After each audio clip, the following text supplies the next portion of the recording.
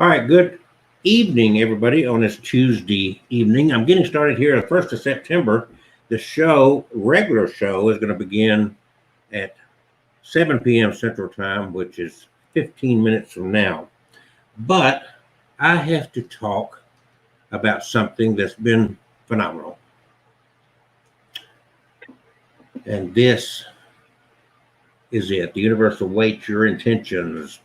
drkelsey.wishmaker.com.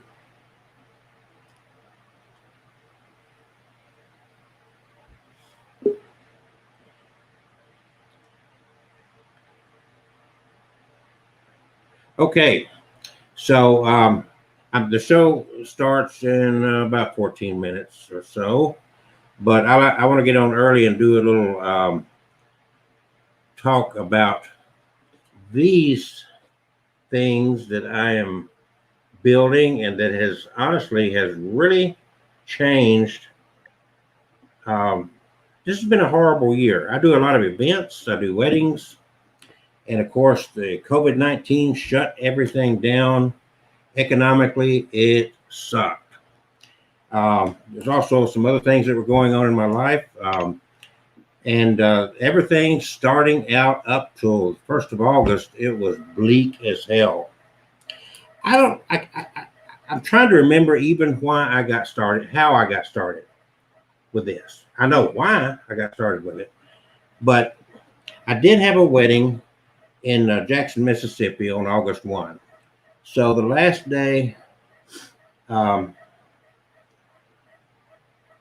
day before the Saturday, I went over there for a rehearsal, spent the night. I had already ordered the parts to start building this out. If you don't know what this is, I'm going to tell everybody now what I'm dealing with here. Bottom line is, I'd ordered the parts. I had not even completed this. I simply was working on a prototype, did not have anything connected. I had it just raw material sitting on my desk, and I was just playing around. I did not have any holes drilled, nothing was set up, and I just had it set here to kind of get the aesthetics where I wanted things to go. And when I had nothing, August was totally dead. I had 2 more weddings set up for the month of August, and they canceled because of coronavirus. So August was dead on my calendar, totally nothing. They canceled, postponed, whatever. So within 3 days before I even completed this, my phone started ringing, the emails came in, and I have been busy all month. I barely had time to even comb my hair, okay? So bottom line is, this is called a wishing machine. And it was created, it's a form of radionics. It was created originally almost 100 years ago by Dr. Abrams out of California. And I don't know, I'm not going to get real heavy into radionics and whatnot. The bottom line is that there are a few people that promote and do market similar devices. It can be called an intentionator. Now, what I want to put out to you is that I compare it to praying. When you pray alone, we all know what praying is. We bow our heads, we close our eyes, and without verbalizing anything, we're sending out our intentions to the universe, to our God, whatever. Call it telepathy, energy, however you want to define it. In my book, it's all about energy. I've got a background in radio, going back to when I was a kid. A little bit of background. I don't claim to be a great expert on any of this, except I am a ham radio operator. KM4 VKU is my call sign. So I know a little bit about frequencies and that sort of thing. Bottom line is, the difference, well, there's more than one difference. I'm not going to show you the inside of this, but the big difference on the outside of it, these are referred to again as wishing machines. But the big difference is that I use a Tesla coil. Now, most people know what a Tesla coil is. And I'm not going to plug it in because of where I'm sitting and where the plugs are, but if I were to plug in this Tesla coil, I've got a little light bulb right there that's not connected to anything. It's just taped on there. If I plug in the Tesla coil, it's going to light up that bulb. A Tesla coil can even make a burned out fluorescent light glow. That's the power of a Tesla coil. It sends energy, it sends electricity, if you will, through the atmosphere. Bottom line is, and there's my website right here, make a poor weatherman, drkelsey.wishmaker.com. You can read all about this there. I'm just giving a brief rundown. But I normally don't get too excited about certain things, but once I started playing with this, my world changed from blues, despair, all the above. In 3 days of just playing with this, I call it a law of attraction on steroids. I call it a prayer enhancer. Some people call it an intentionator. Quite simply, what you do is you have an intention, something you desire, something you want to see happen, or something you need. You will put something to represent your intention right here for manifestation. And I'm not going to take a lot of time to go into this. I've only got a few more minutes. I want to talk about this, but you go through the adjustments. I've got all this on the website, so please go there. We got a show starting here in a few minutes. Please go to the website, get an understanding. I've made several videos about this. You can also purchase this at the website, drkelsey.wishmaker.com. And I never meant to be producing these. I wasn't sitting there scheming and plotting. I had some familiarity with radionics throughout my life because I've been involved in all kinds of, from the paranormal to electronics, radio, and so forth. And if I hadn't had a personal experience that totally did a 180 in my life, I couldn't talk about it as effectively. It literally, whatever this does, changed my outlook on life that quick. Things really, really dramatically changed. So the best thing to say is go to my website. I've got videos there. I've got blogs there where I've written about this. And I just wanted to talk about that for just a very brief period of time. We've got about 7 or more minutes before the show. Someone was with me that I thought was going to give some news. I don't know what happened there. But I'm here early on the, let's see, I want to get to Facebook here. There we go. I guess you are seeing that. I should be live streaming on Abnormal Alabama. And let's see. Yeah, there we go. So, and everybody's sharing it. That's good. Everybody knows where it is already. You can also, should be able somewhere to start a watch party with this. But at the very least, share this everywhere you can and get that out. Thank you very much. In a moment, we're going to have my partner, Kevin Kane, who has the Haunted Dolls, will be joining me. He is the author of 11 books, and all of his deal to some extent with paranormal. And we're going to be, he's here with me pretty much every Tuesday night. He's my co-host, if you will. And of course, if ever I have to miss a show, he carries it and vice versa. I have written books, and before we get started, there's 5 or 6 minutes to go. This is the book I'm promoting, Dating the Dead and Spectrophilia. If you don't know what spectrophilia means, I'm not going to tell you. You're going to have to buy the book. My books are available at Amazon.com. Also, you can purchase through the website, datingthedead.com. And this book has nothing to do with my imagination. I did not create any stories. I simply shared stories. This book has, there's women that have married ghosts, have sexual relationships with ghosts, and there's women that's married a bridge, and on and on and on. There's one woman that claims to have had sex with Bigfoot.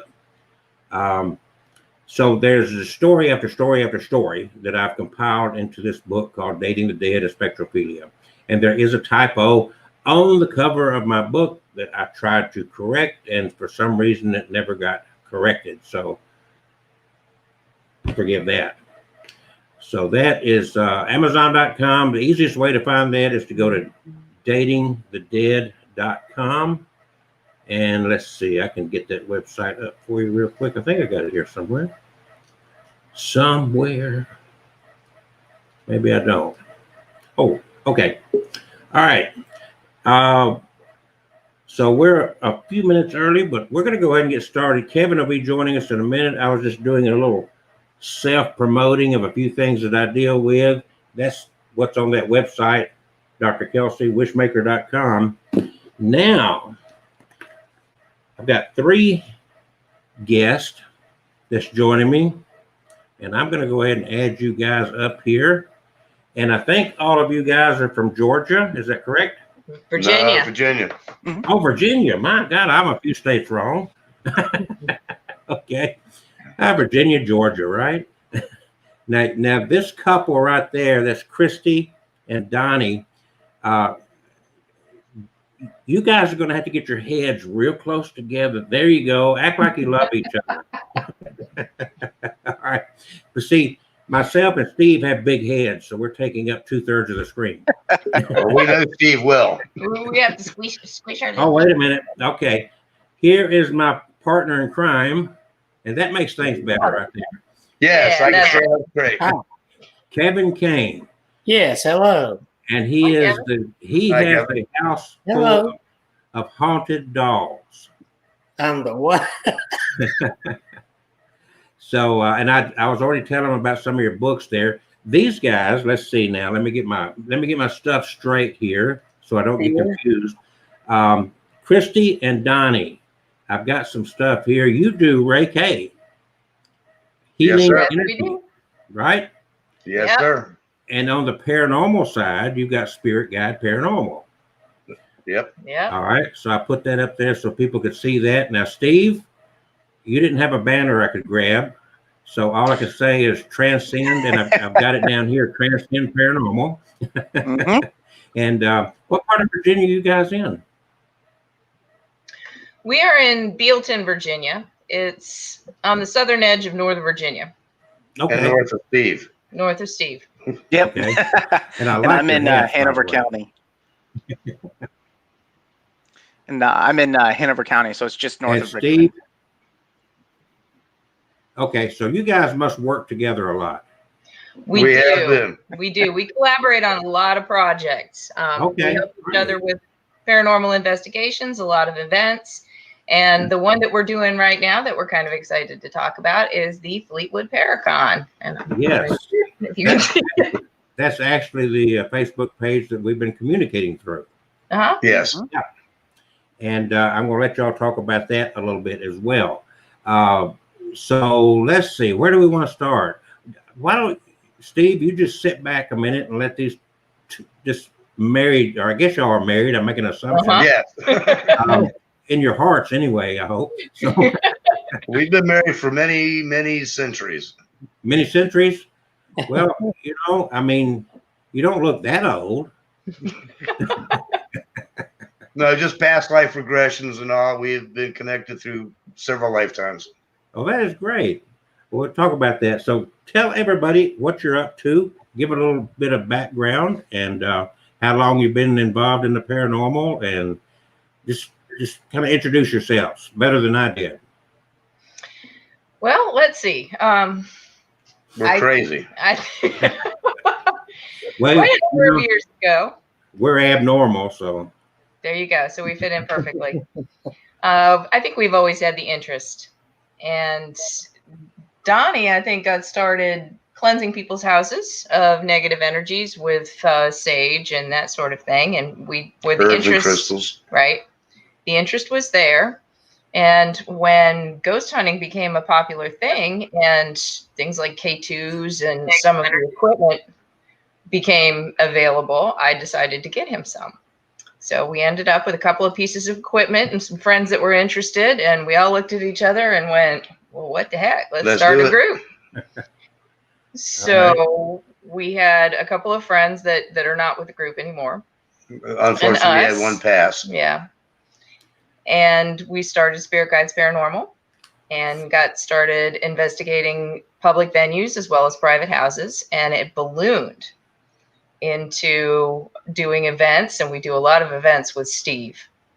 And other people. And other people. And plenty of other people. So around Virginia, we've done a whole lot of stuff.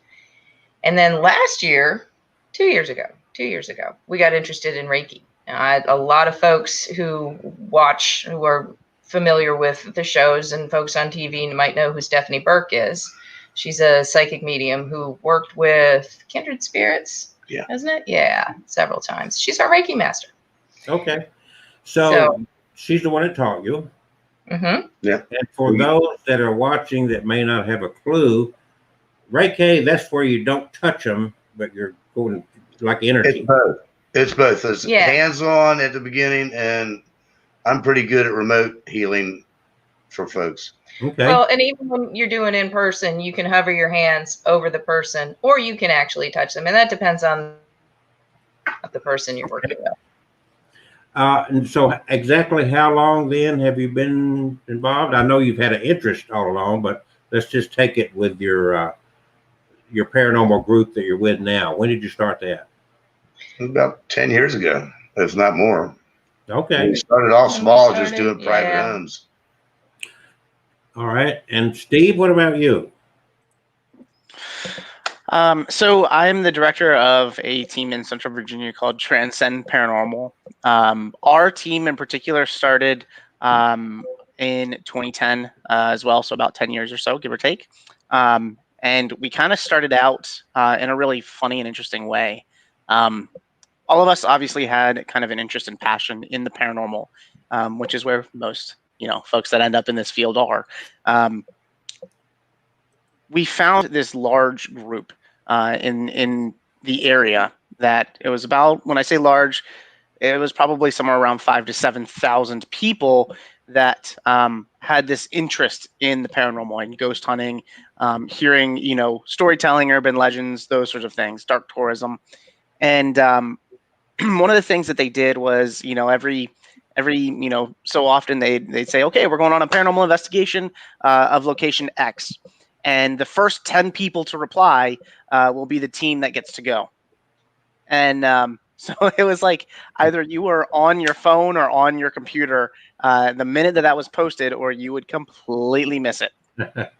The other hard part is when you'd get there, you didn't know who you were investigating with. And I am very big on trusting who you are investigating with, who you are spending your time in a ruined building in the middle of the night with. And so that was kind of a big concerning factor for me. And so I found some like-minded folks, and the 3 or 4 of us ended up creating Transcend Paranormal out of that. And so we've been operating. We started with 4 people, and we are somewhere around 15 today. So we've kind of grown. We're one of the bigger teams that you probably would see, but we're kind of like a family. So it works out really well.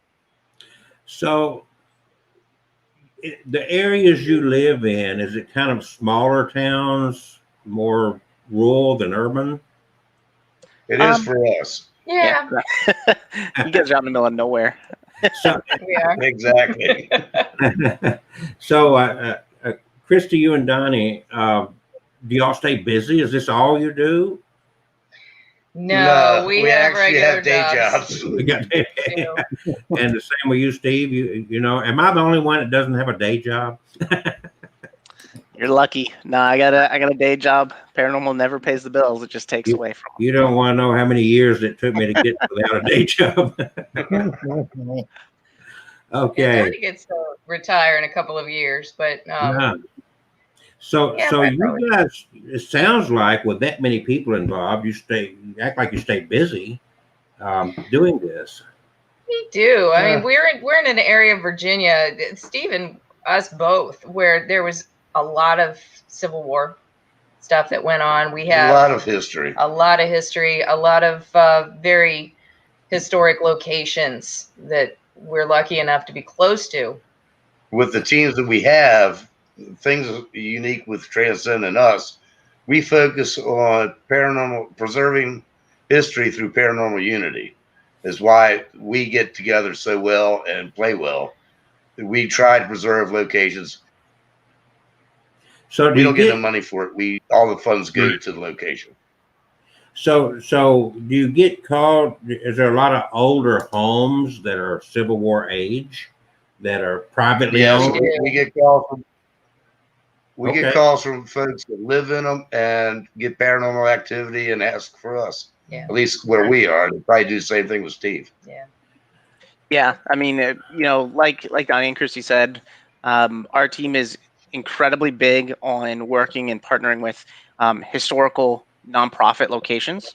And so that is a very big piece of our mission, is reaching out to these historic sites and doing, events, fundraisers.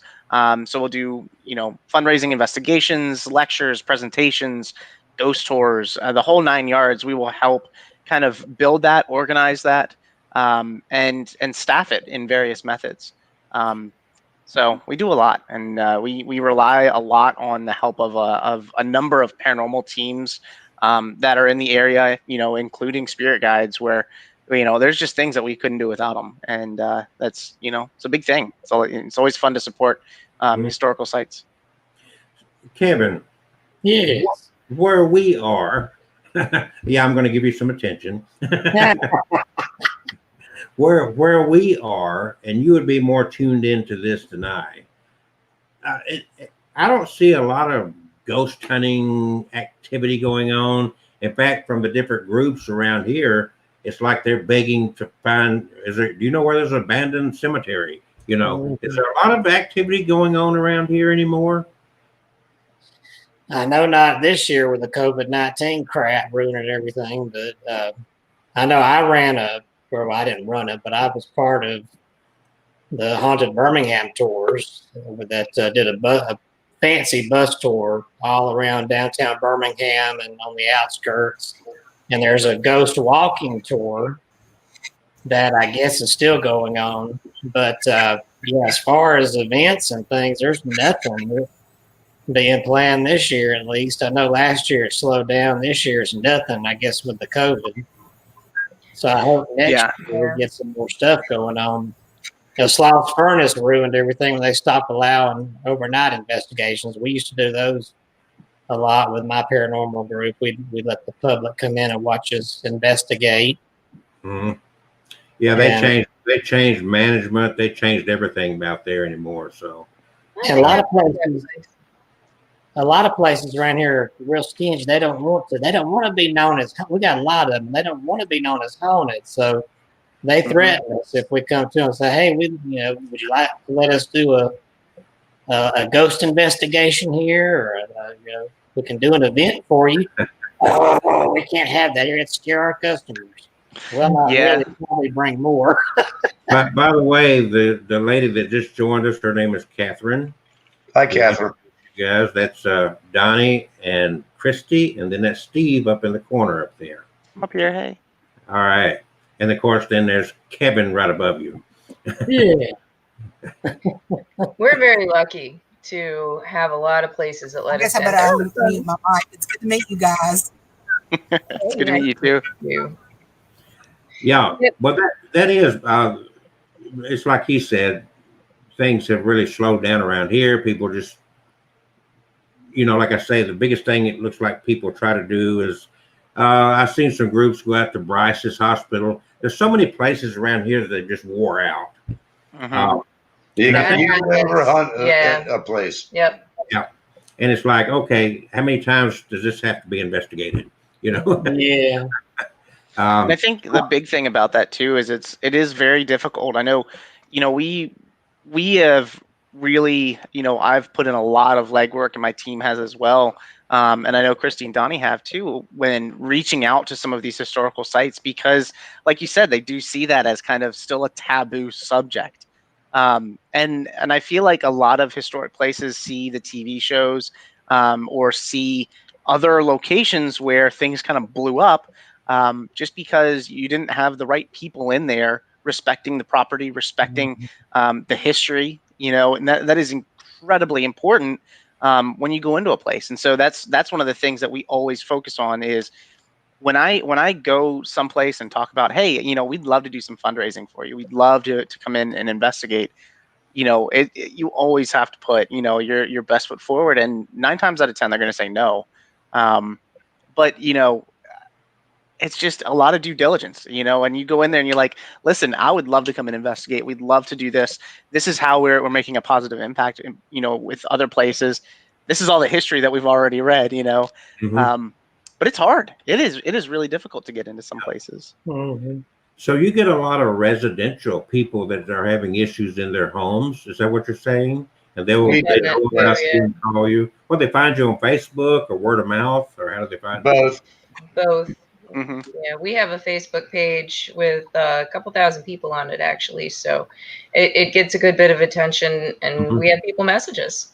And we have actually other teams that we know and work with also that send us cases that they're not able to cover at the moment. I got you. Do you ever travel outside your geographical location? Oh, yeah. Yeah, not for private residences, but we have for the big locations. We've gone to Trans-Allegheny Lunatic Asylum, which is up in West Virginia. That's an amazing place. And there are a bunch of others that we want to get to as well. That we do for fun, and we make videos out of those. When we do private homes, obviously we don't. So you got YouTube channels as well? Yes, we have a YouTube channel with the same logo. Yeah. Okay. What about you, Steve? Yeah, ours is just Transcend Paranormal, and it's the same thing. When we go to some of our bigger locations like St. Albans Sanatorium or Old South Pittsburgh Hospital, even up to Gettysburg, we'll film some of that just so people can kind of get an idea of how we investigate, what we do. Like we like to have fun, but we are serious about it. So, yeah. All right, now I go way back before we had any gadgets. This is all we had to deal with. So we didn't have recorders, just nothing. You saw something, you told a story, unless you could afford a Polaroid camera, and then those pictures were not very good. I remember Polaroids. Yeah. So what?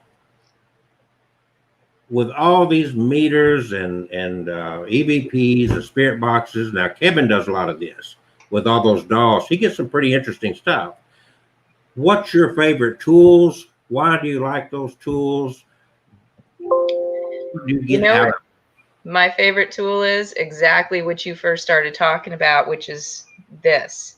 I have real mixed feelings about all the gadgets. They have their place, and it's especially nice when you get agreement among several of them.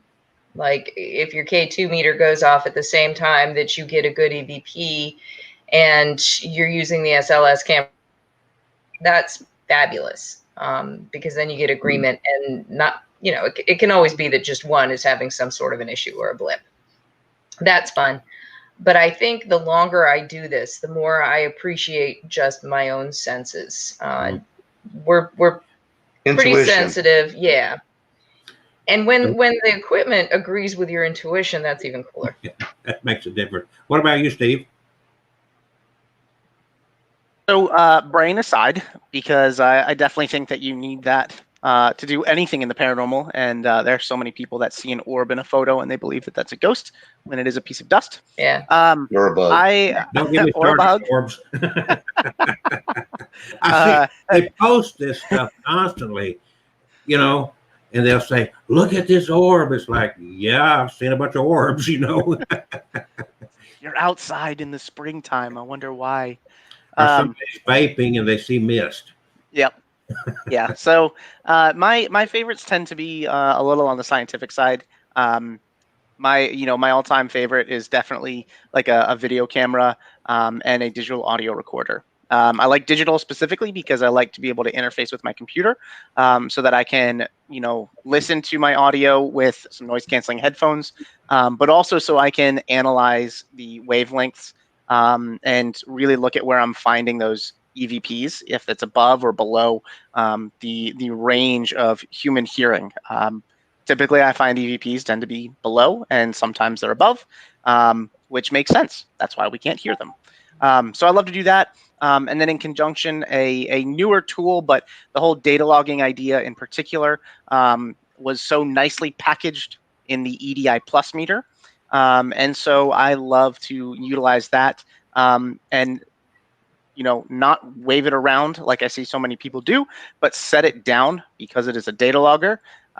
So it's quite nice because I can get, instead of a baseline, I now have a whole time graph of EMF, vibration. So if anything moves, environmental sensors. So ambient temperature in the room, humidity, barometric pressure, and all of that is compiled very nicely, very neatly. I can look at a graph, and I can try to correlate paranormal experiences as they occur to what's going on in the environment around that anomaly that has occurred. So I love to do that.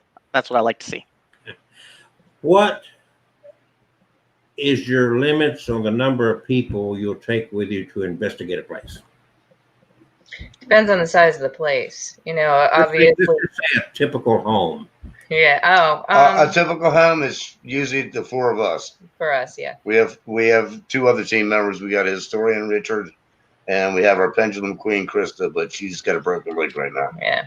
But yeah, So- there are only four of us, and that's usually all that go. So do you guys stick together? Do you split up and go four different directions? How do you do that? We do not separate. We used to do that, and that gets me in trouble. Are you Casper? No, but Casper will come after me in a heartbeat. He did get pushed down the stairs I when got he was thrown in up a by himself staircase. one time. He was Doing in the base house. readings. He decided that he wanted to go rogue and go look at the place by himself first, and he's in there for a long time.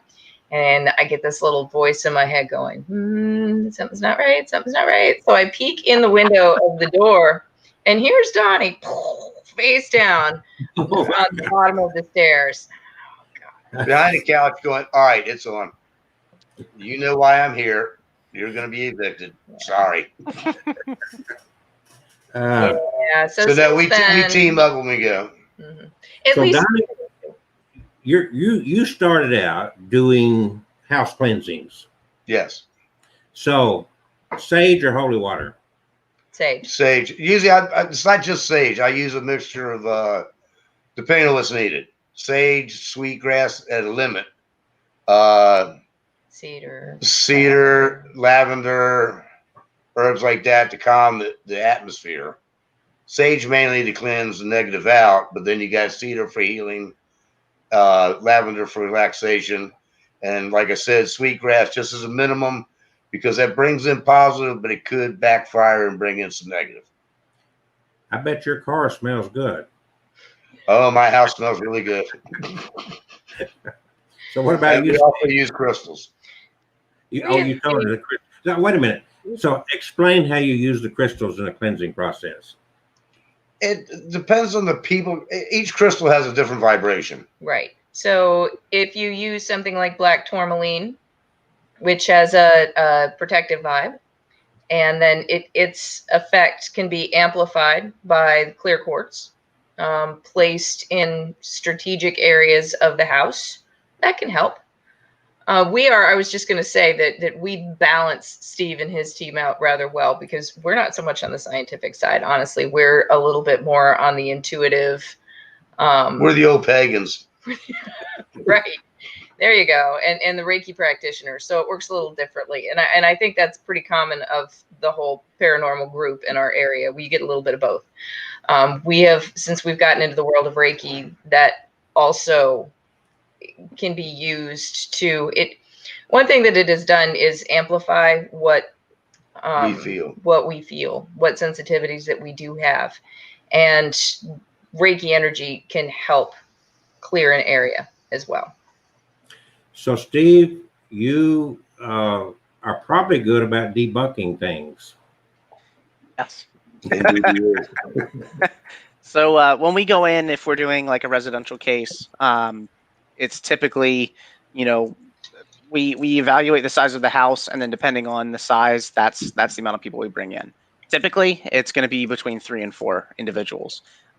We ensure the whole team is aware, and so everybody kind of plays a part in looking at the history of the home, looking at the history of the land, looking at the history of the clients, and the folks that have lived there previously. So all of that comes into play, and everybody on my team kind of chips in and does that. From there, when we go out and we do our initial interview, and again, I never send anybody alone. We always have at least 2 people at all times, and at least 2 other folks are aware kind of where they are, so that if anything kind of goes sideways, we know that, hey, this person was supposed to be at this client's house from 2 to 3. It is now 3:30. We haven't heard anything from them. It's time to check in. So we like to play the safe route, and that goes along, even when we go in and do an investigation.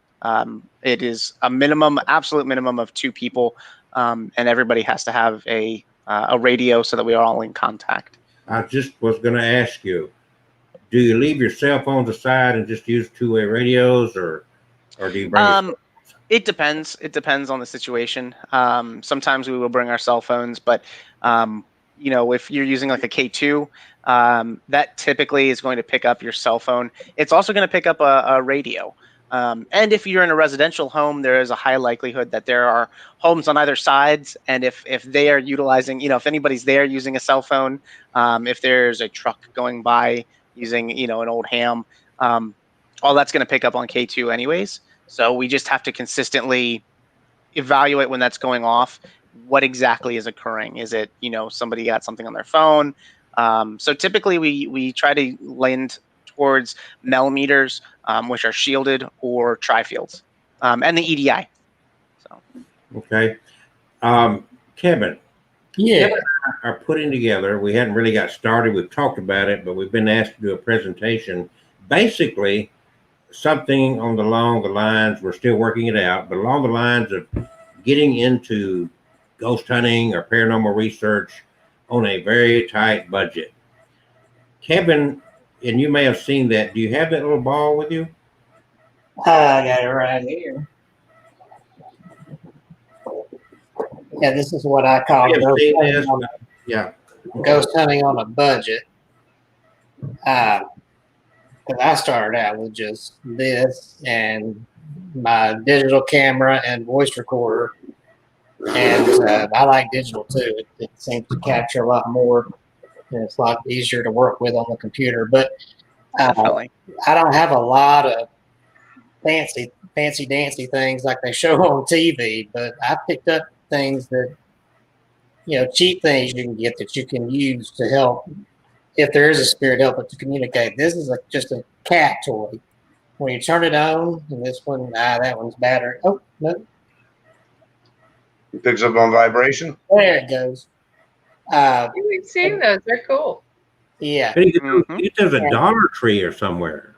Yeah, I mean, I got a pack of 3 on Amazon for $4, and it only goes off if you touch it. See, I'm moving it, so it's going off. But if it's touched or moved, it'll start flashing. And we sit these in the middle of the room, especially if there's a child spirit. They love to play with these things. We ask them to move it or touch it, and we've gotten some intelligent responses with this. Mm-hmm. And if we're sitting real still and nobody's moving, there's a few of us there, no breeze, and this thing's going off intelligently, it's kind of hard to debunk that. Whereas some of this fancy stuff, I mean, who knows what's causing the little, like that little stick figure thing I've seen on TV. I can't remember what that's called. The SLS camera. Yeah. It took us a while to get one. We're lucky too. We've got way too much gear. We actually trust an Old Faithful, our dowsing rods. Yeah. We use a lot of dowsing rods. In fact, Steve watched us we were helping him out on one of his big adventures there in January last year. Yeah. Or this year. This year. And we do a thing we call dueling rods. which you get that night. I was holding rods, and one of the participants was holding rods, and Steve and Christy were asking questions, and we were getting the same answers. Yeah, it's really interesting when you don't know the answers to the questions, when the person holding the rods does not know the answers to the questions that are coming. You have two people holding two sets of rods, and you're getting the same answers. That Kind of that makes us validates. happy. Yeah.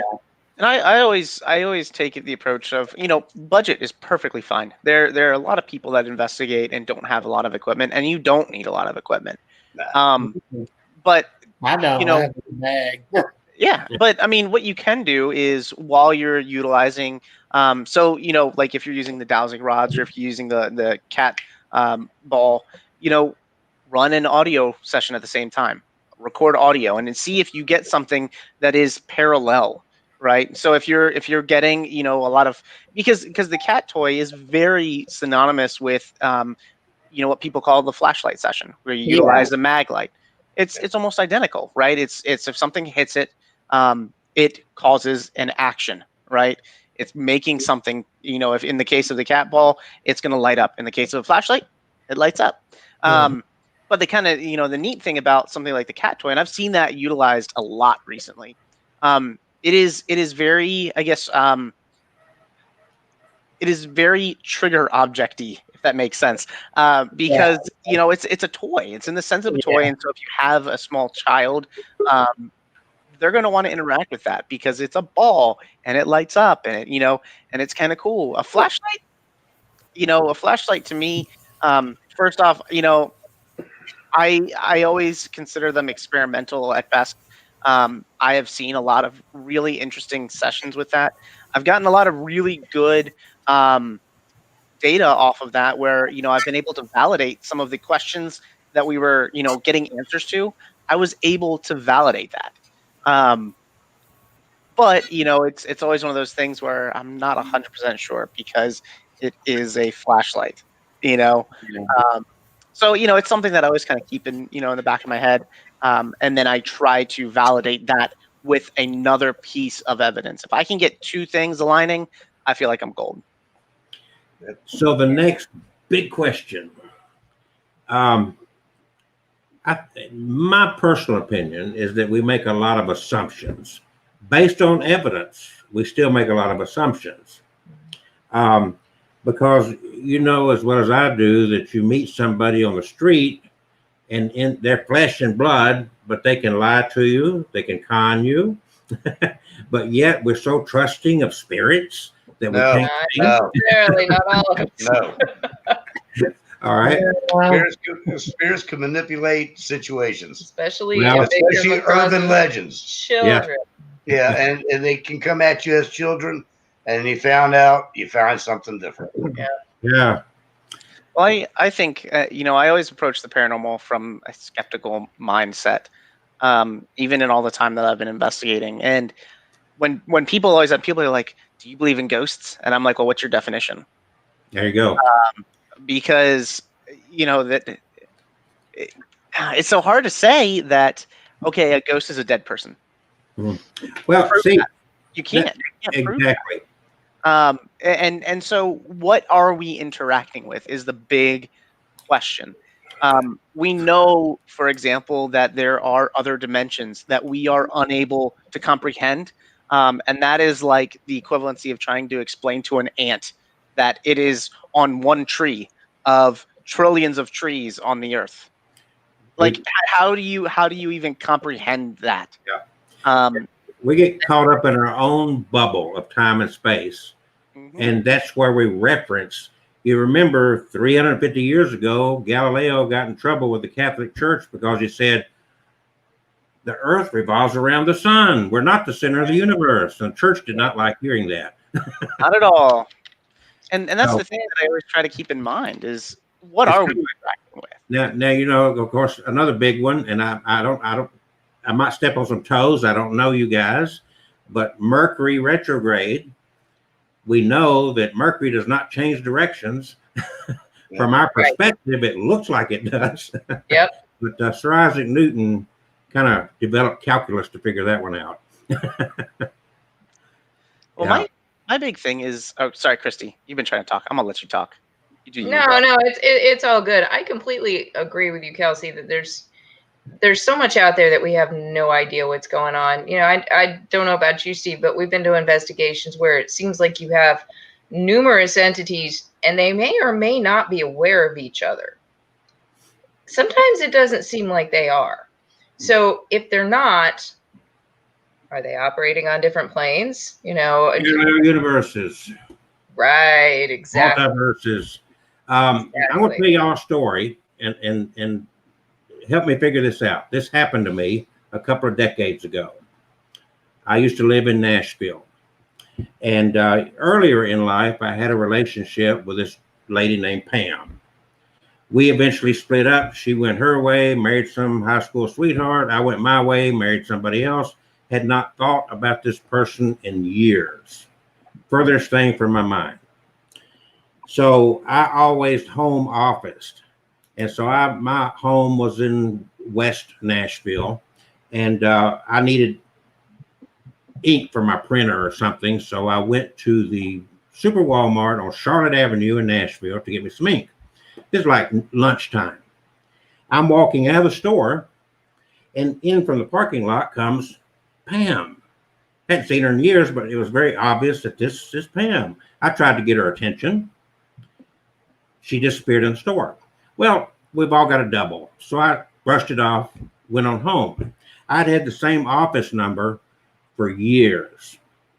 I certainly had no way to get a hold of her. When I sat down at my desk at home, my phone rang, my office phone, and the voice on the other end of the line said, "Kelsey, this is Pam."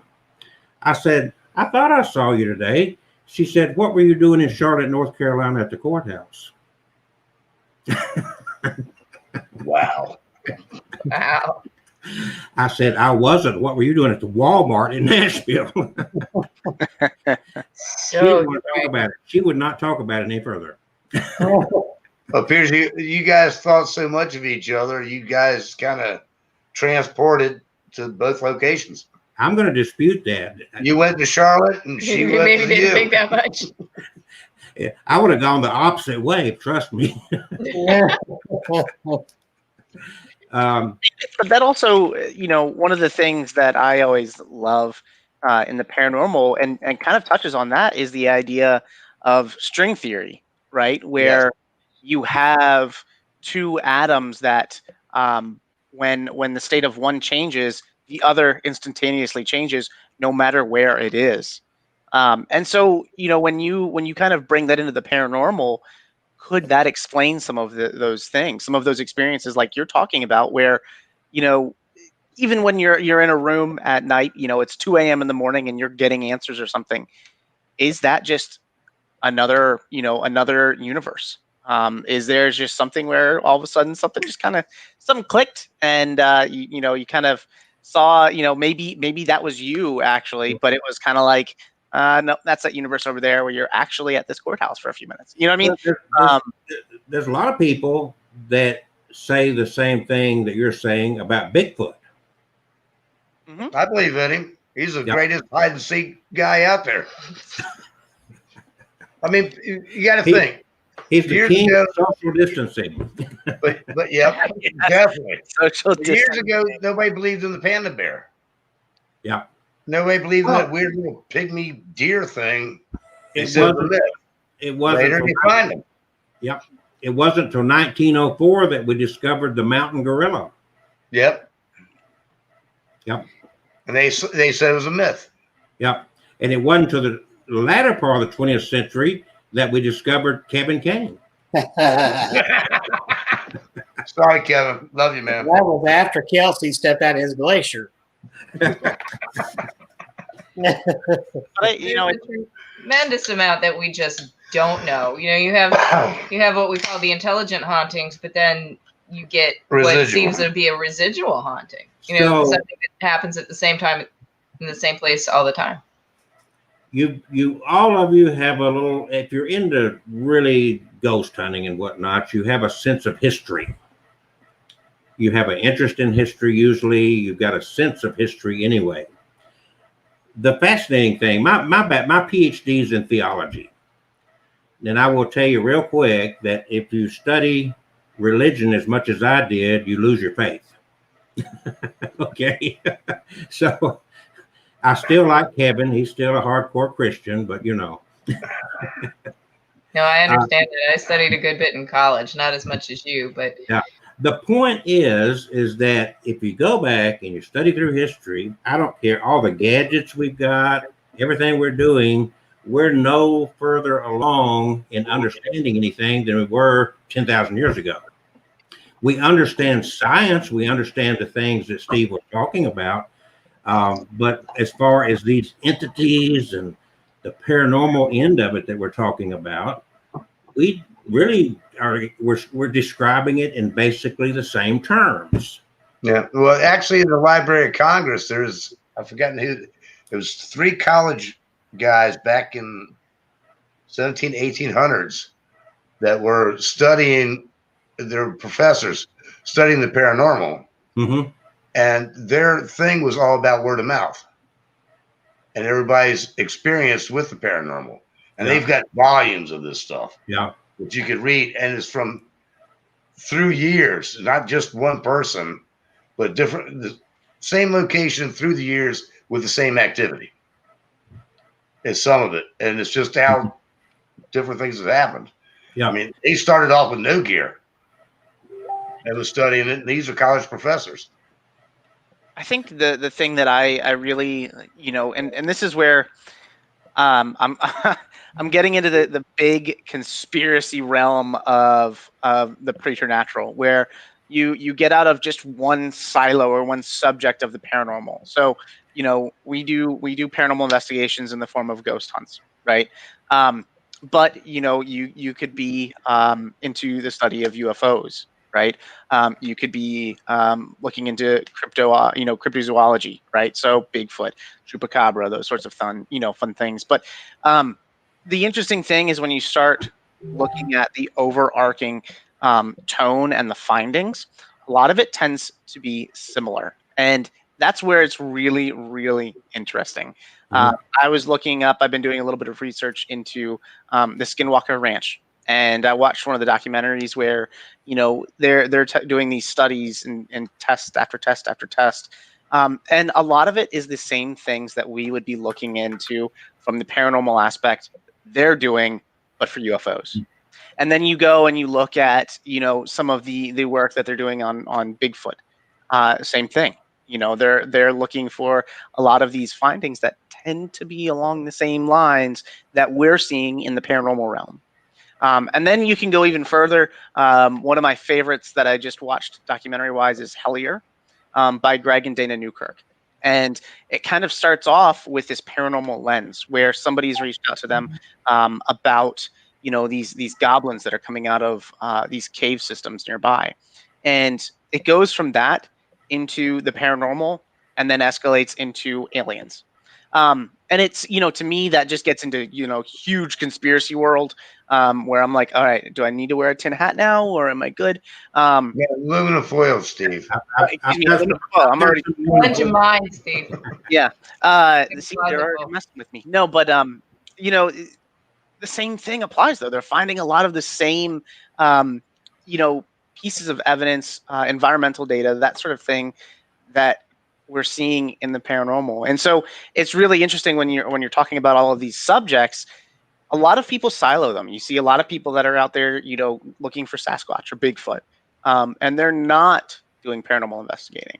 And you see a lot of people doing UFOs and trying to investigate that aren't doing Sasquatch. You know, same thing with elementals. Looking for puckwudgies and stuff like that. A lot of it seems to line up to something very similar, the same theme. And that's where I kind of love seeing everybody doing all of these things, is finding the similarities in all of these subjects, right? So I do a lot of stuff on the scientific side of paranormal investigating. I work very closely with another team called CPRI, and one of the big projects they have been working on is deploying Geiger counters to paranormal hotspots, quote unquote hotspots. And what they've found over a lot of these investigations, and they're going to be publishing this in an actual paper, is when a paranormal experience occurs, some anomaly, there is a spike in radiation, either directly before, during, or after. And it is isolated. It's isolated to a spot. It's not the whole room. It's like, okay, this spot right here. And if you're outside of that, nothing happens. But if you're in there, it's like an atomic bomb just went off. So don't stand in that spot unless you want, don't want kids, then you're safe.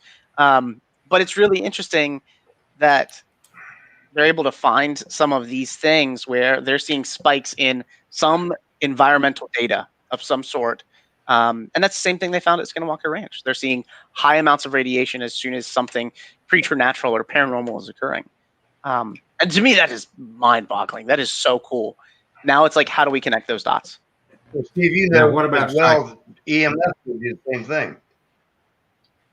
Mhm. EMF will give you the same thing, that feeling of paranormal, and attracts it. Well, that's why a lot of times you're in a basement of an old home and there's bad wiring and you get sensations.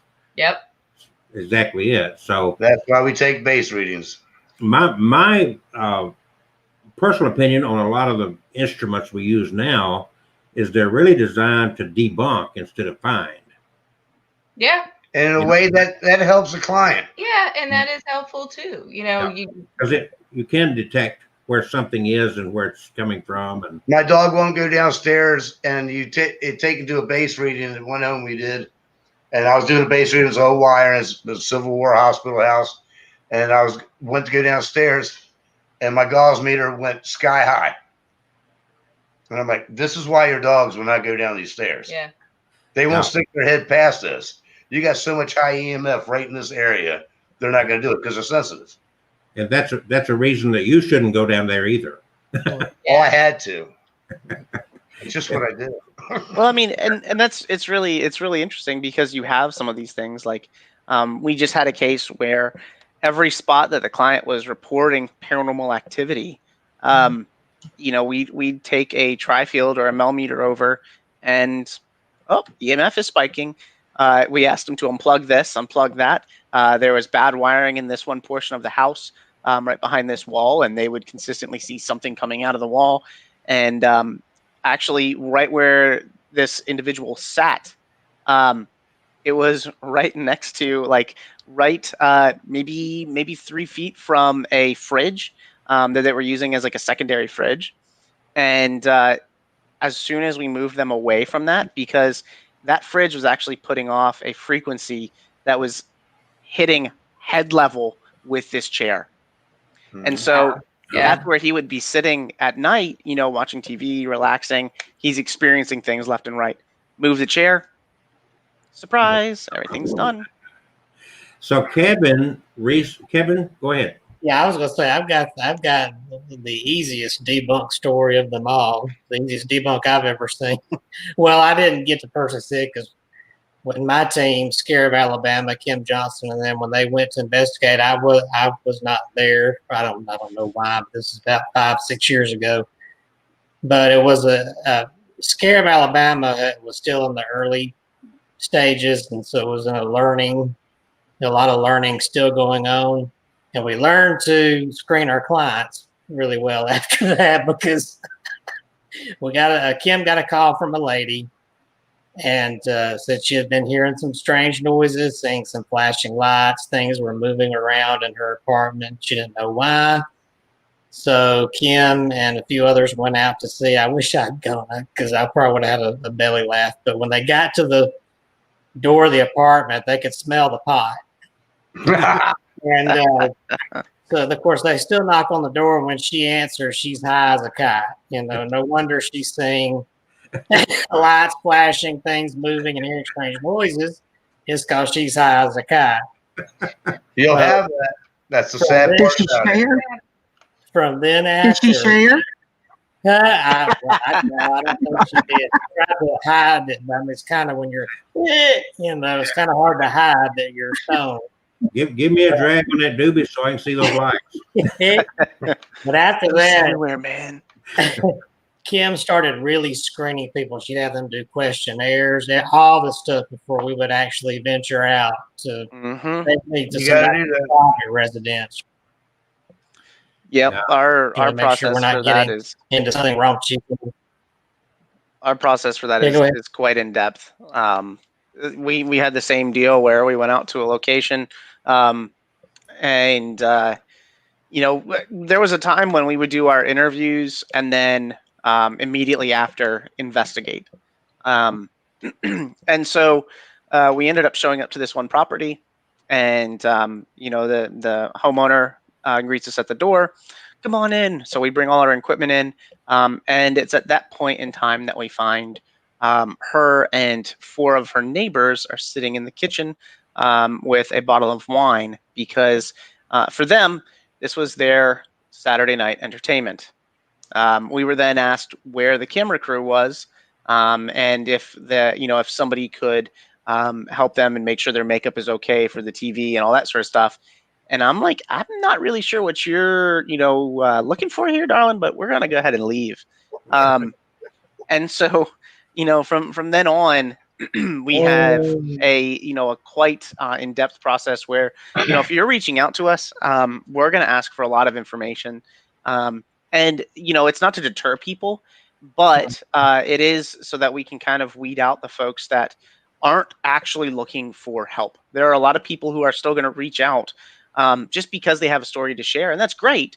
But if you're not concerned about the spirits in your house, um, why are you having us out there? We're here, and Donnie and Christy, I guarantee you will resonate. We're here to help people. Indeed. And if it's to put on a show, if it's to make you feel, oh yeah, it's great. I'm here to help. My team is here to help people. Their team is here to help people.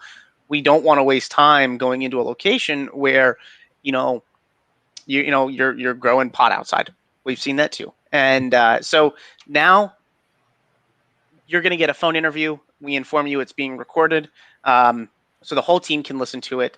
Then we're going to do an on-site interview, and we bring somebody on our team that has done psychology work. They know what they're looking for, mannerisms, postures, if they're lying, if they're telling the truth, everything in between. We're looking for all of that. We're getting a full in-depth analysis, and that's, again, it's to weed out the people that are really looking for help, because we need to know, for example, some of your medical history. Now, I'm not going to ask you everything, but are you on any sleeping aids, anything like that? Are you on some medication that in conjunction with you drinking is causing hallucinations? And so we're trying to rule all of those things out before we even investigate, because I want to be able to identify if somebody's having that. The other side of this is mental illness. There is a lot of folks that, where you see paranormal associated with mental illness. And the scary side to that is, unfortunately, if you go out in some of these states, it really depends on your laws, but you go out to some of these states and go into these locations and investigate. If somebody has a mental illness and they do harm to themselves in one manner or another, they could blame you as the catalyst. And without appropriate medical care, documentation, and making sure that they are seeing somebody or getting the appropriate assistance they need, it's not safe for a team to go in. And so we do all of that work up front to make sure that when we get to the site, a week or two later to actually investigate, that all of our I's are dotted, T's are crossed. We're making sure that, whatever it is can't be easily explained right away, so that we can assist the client the best that we can. So you hit upon something I was going to ask about, liability. What do you do about liability? I mean, you're going into sometimes maybe even a museum, but in particular, you're going into the privacy of people's homes, their bedrooms, their basements, their attics, or whatever. Do you have something written up to protect the people and yourselves? Or, everybody's got a different level of professionalism. I'm just curious to where you guys are with that kind of stuff. I think we're probably not as careful about that as Steve's group is. But when it comes to our events, we are. Yeah. We have to be. That's an entirely different situation. We did end up on somebody's YouTube stream one time. We had no intention of being, and the next thing you know, people are giving comments on the side. We didn't go back there Yeah. We went back Not once, good. and then they moved and wanted us back again. I'm like, no, you're on your own. No, You did no, not no, listen no, to no. us. Yeah, You're we were the provoking. entertainment. You were provoking. that? We were entertainment for the night. We did what was asked of us, and you just. And in fact, after we left, after I found out he had a YouTube site or whatever it was, live stream, I went back and listened, and he's provoking the spirit again right after we cleansed the house. I'm like, all right, dude, we're done. You know. And then he moves to Well, another house and you know- calls us and wants us to be there. And I said no. So then he went out to the whole community and like, nobody will touch you. Nobody will come out and help. And I was getting ready to go.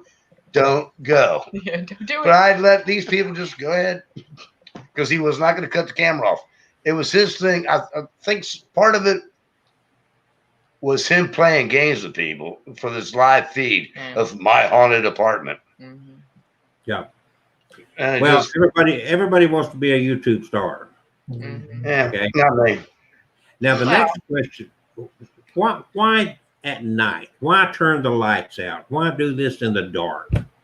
So For before, us, Are spirits offended by light? I mean, Before we no, go actually, any further, I do want to say for us, we do have, and just for anybody that's interested in paranormal, if you're trying to start your own team, we do require a liability form signed by the client and by every individual that is stepping foot onto the property.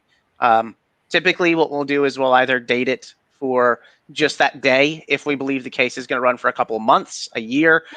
We'll set a term date on that contract so that not every time that we're stepping foot onto the property, if we need to do anything, but it does call out, if we're coming to the property, we're coordinating with you. We're not going to just randomly show up. And that's the same thing, like you said, going into people's homes. That is their private life. That is where they live. And so we make sure that everything's set in advance, a week, 2 weeks in advance. So, if you're, like me and my wife, where if somebody's coming into the house, it needs to look like nobody lives here. Like, you need everything put away. Nobody has ever lived here in this house. We make sure they have the time to do that, and that sort of thing. And then on top of that, to Christy and Donnie's point, we make them sign, as well as us, non-disclosure agreements, especially for client cases, saying that without express permission from you, the owner, we're not going to release anything to the public. If you want to release anything to the public, then you need our permission as well. So like you don't end up on some random stream where somebody is trying to turn you into some entertainment for their show or anything silly like that. We'll do that for all of our fundraising events as well, and then for our historical sites. So every time we step foot onto one of those properties, we're breaking out liability, so that everybody knows where everything sits. It's just, to me, it's a level of comfort, I feel, for a lot of these historical sites. And then, like you guys said earlier, if there's sites where they're like, oh, we don't want anybody to say anything about this publicly because this is going to hurt our reputation. It's not really. But we also will sign non-disclosures for that, so that they have the peace of comfort that they're getting the answers they want, and we're not going to go throw it out online to try to be famous about it. Yeah. So my next question was, and I agree with the liability part, because that's, and I mean, hopefully nothing happens, but you could break a lamp. Mm-hmm. You're stumbling around somebody's house, or a museum or some store or whatever you're in, and again, my next question is going to be, why in the dark? What do you get out of investigating? Cut the lights out, and why that? I think for us, it limits our own senses. So if you're sitting in the dark, you might hear a little bit better because you don't have the sense of sight taking up some of your brain power. It can heighten your awareness. Yes, sense of smell, your awareness of other things besides what you're actually visually focusing on. But you can investigate during the day and you get the same activity. Yeah. Well, I've had experiences in my life. Usually I have experiences when I'm not looking for them, number one. That's the best ones. Surprise. And I don't have a camera or anything else. So you got to take my word on it.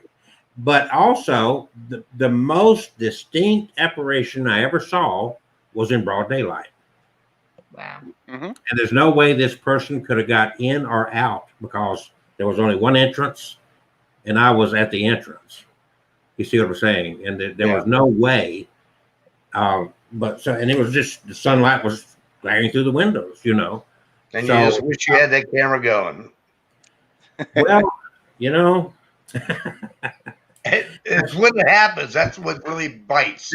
that's like the Bigfoot I saw and the UFO I saw, and you know, Like we have a clip of one and that fish location, I caught. private home, that we did as a big manor house. We had cameras set up all over the place, and I had a feeling we were in one of the bedrooms on the upper floor. I kept stepping out. Well, my problem was I was facing the wrong way. I'm taking pictures out this way and filming and all, and this big shadow comes up behind me, makes me disappear, and goes up to the ceiling.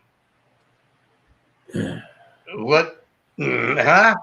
There's a cure for that, and that brings about another question.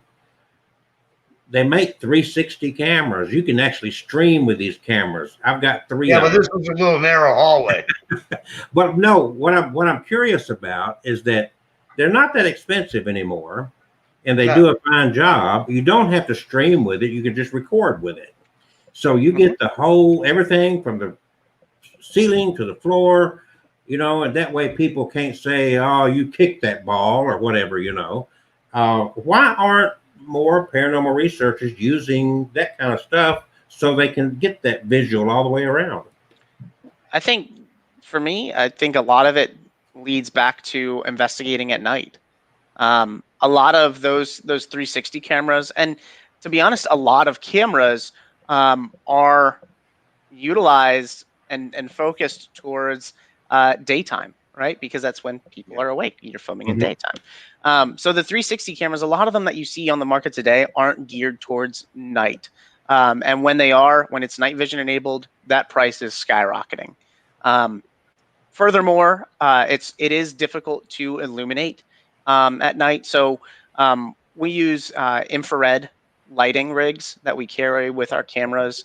So like I have a Sony AX53 that I carry with me with a deadlight cam. It's a buddy of mine makes it, and or a deadlight cam light, an IR light. That was an expensive rig. It can, I mean, I can light up a forest at night with it now, but it was expensive. I had to drop quite a bit of money for it, and I think that's the big thing. Is like you said, a lot of people investigate at night. For us, it's more so the business is closed or the historical location is closed, so there's nobody walking in and out. There's less traffic along the road. It's a little bit quieter.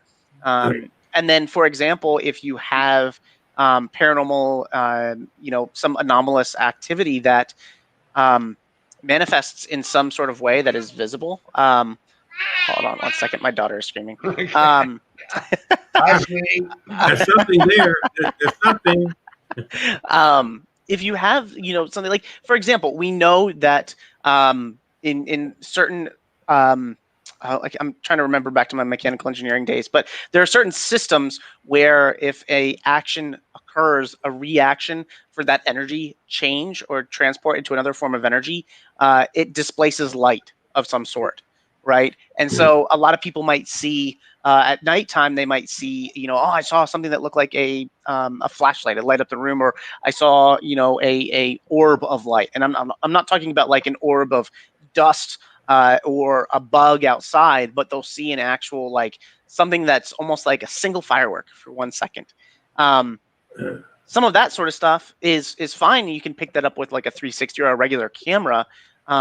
It's just you don't see anything else, and so contextually it makes no sense.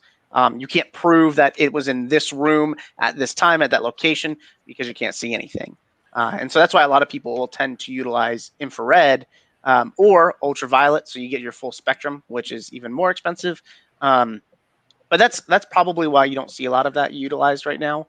I know body cams are a big thing right now. That way, you know, they're not 360, but they're about 180. They sit right here on your breast, and they get a full picture of the entire area in front of you. A lot of those also have infrared with its own lighting on board, and that's, I mean, the same thing that you know, the police force use.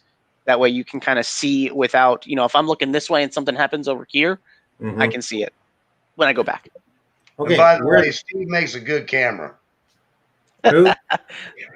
Steve. I modify. He modifies with good chest cams. He does. Okay. We're at the top of the hour, so we're going to self-promote, starting with Kevin. He's going to talk about his books and whatnot, and then we'll go to Steve, and then we'll go with you guys, Christy and Donnie. All right. So, Kevin, brag about yourself. All right. Well, I'm just the best thing ever. No, I'm just kidding. Yeah, you are. Let me throw up some of my book covers here. Let's see. I got your book up. There's my newest book. Oh, there you go. Yeah.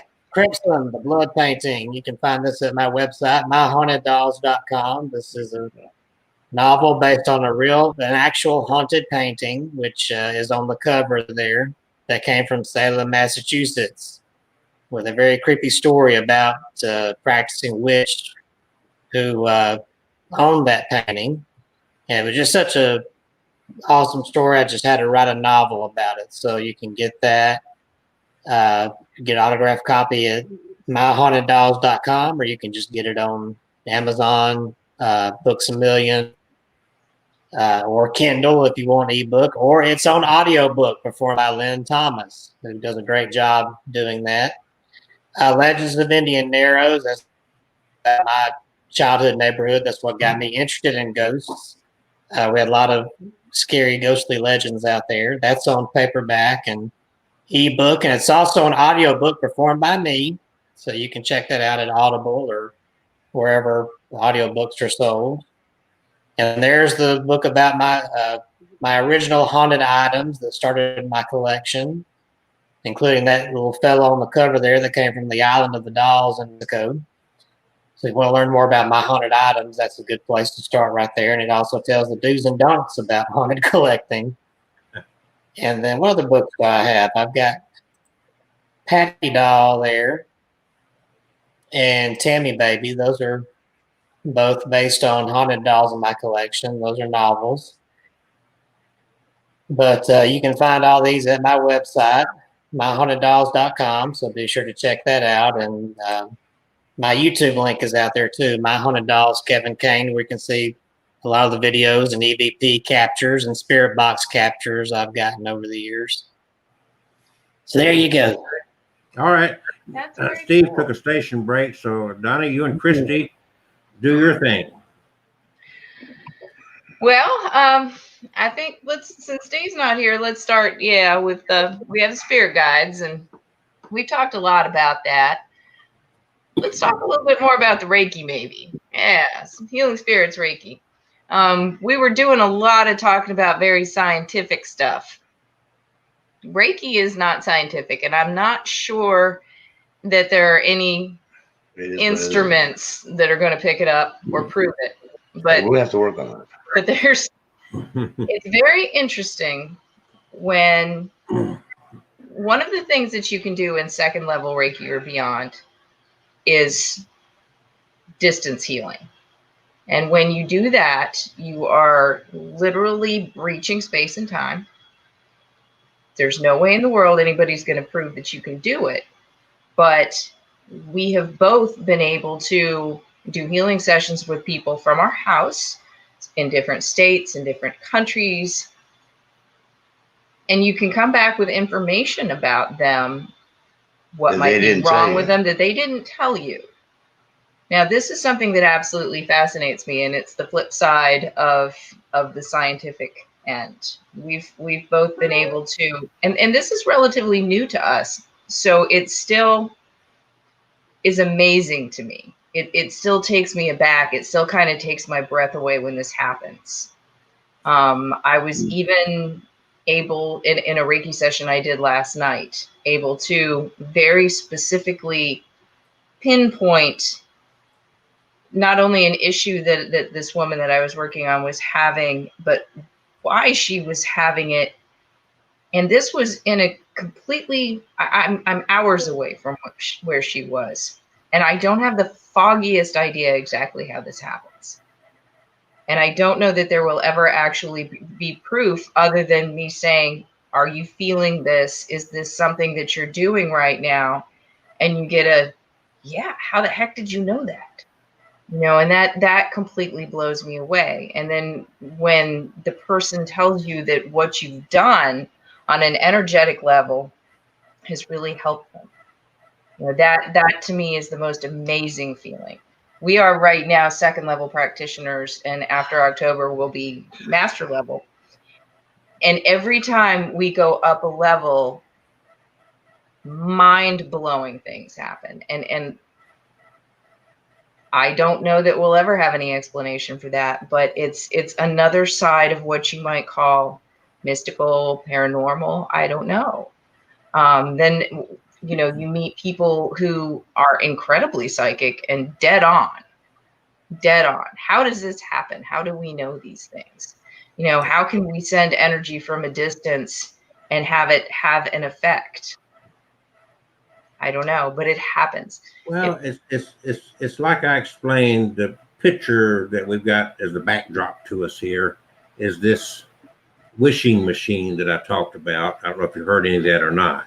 We caught just a tiny bit. We're going to have to go back and watch that. So you can go to my channel, drkelsey.wishmaker.com, and I've got videos and blogs that I've written all about this.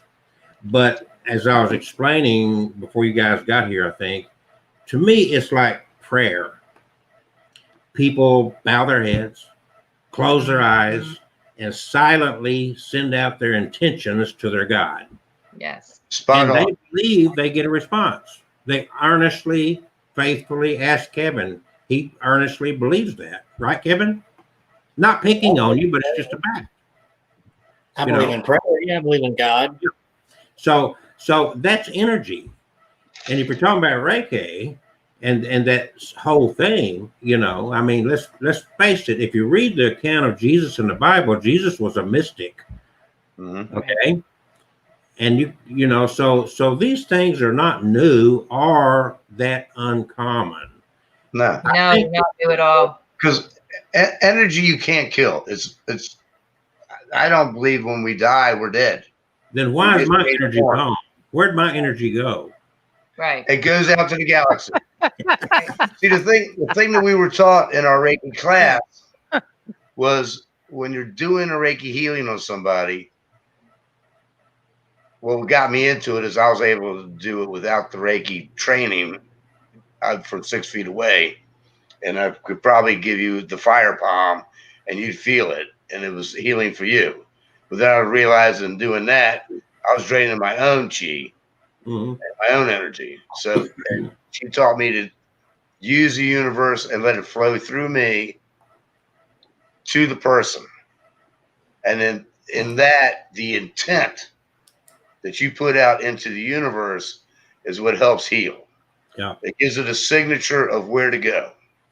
I believe that makes sense. You're exactly right. And all we're doing, I don't care if you're a Hindu or you're a shaman or you're a Christian or you're a Muslim or whatever, I think we're talking about the same thing. We just have to it differently.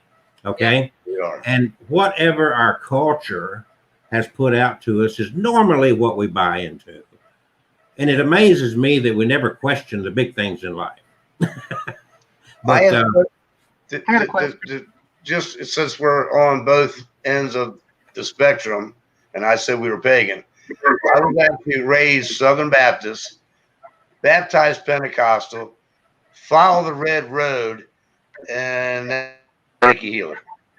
Well, when I was going through my PhD, I decided to go to every denomination and get baptized just to make sure I covered my bases. I don't blame you. There you go. I think we have a question. I got a question. Go ahead, sir. Yeah. Who do you guys take it from? Who's your teacher? Stephanie Burke. Stephanie Burke. Stephanie Burke. Okay. Just curious.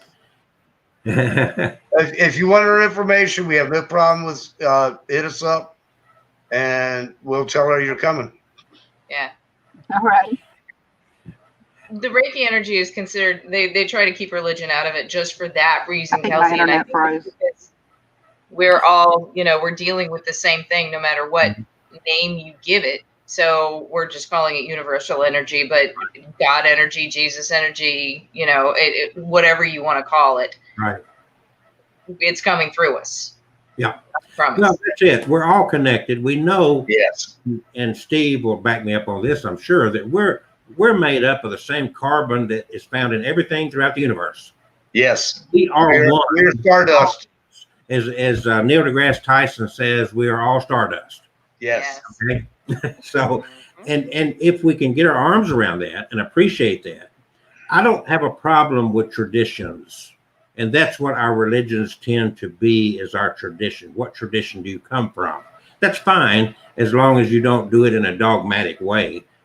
Exactly. With me.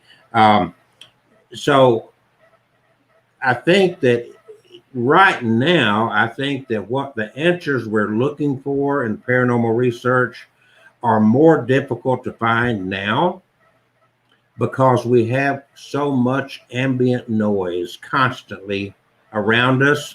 There is no place on this planet, well, there might be one place somewhere, but we've got waves of frequencies of cell phones, Wi-Fi.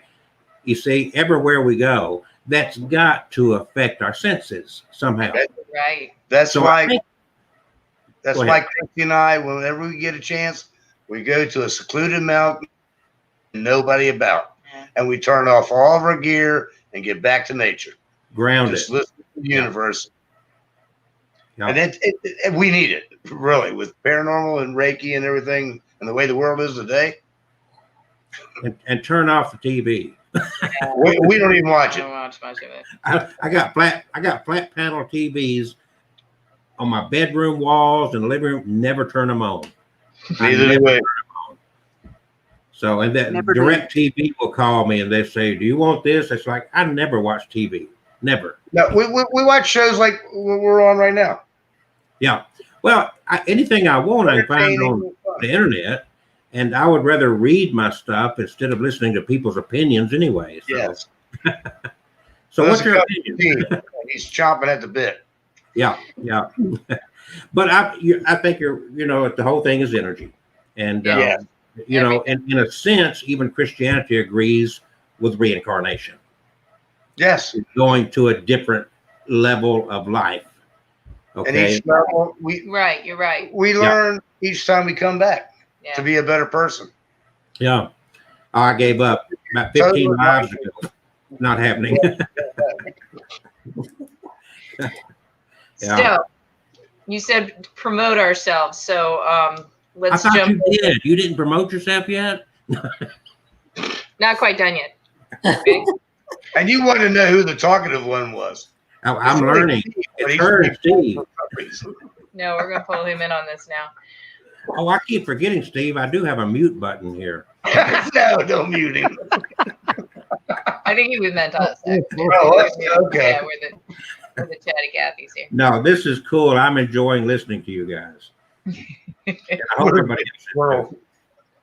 Go ahead. I'm sorry, Christy. No. I think what we're all sort of leading up to, though, is our Paracon. And what's so cool about the group that we've pulled together, you get the scientific types like Steve and CPRI that he talked about, the Center for Paranormal Research and Investigation, right? So we're getting a very scientific view on things.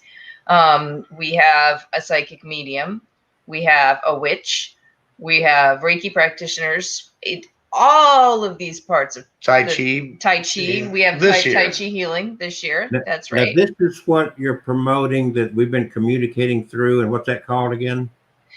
It was the Historicon in Fleetwood Church is the page that you found us on. And where is that located? Brandy Station, Virginia. Okay. How big an event is that? What's the capacity? Last year, I want to say we probably had 200 some folks. Does that sound right, Christy? Yeah, that does sound about right. Is all your vendor space gone? Nope. So we're the church itself, because it was kind of like a commoner's church. It's, I guess Small. now it's what, 3 rooms maybe. It was So originally it is two. tiny. It was Yeah. originally 2 rooms, but it. All right, backtrack. This place goes all the way back to the Civil War and beyond. Sort of. Tax record shows there was a building there in our tax 1850. Mhm. The church was built in 1880, established in 1881, dispersed sometime in the 1970s.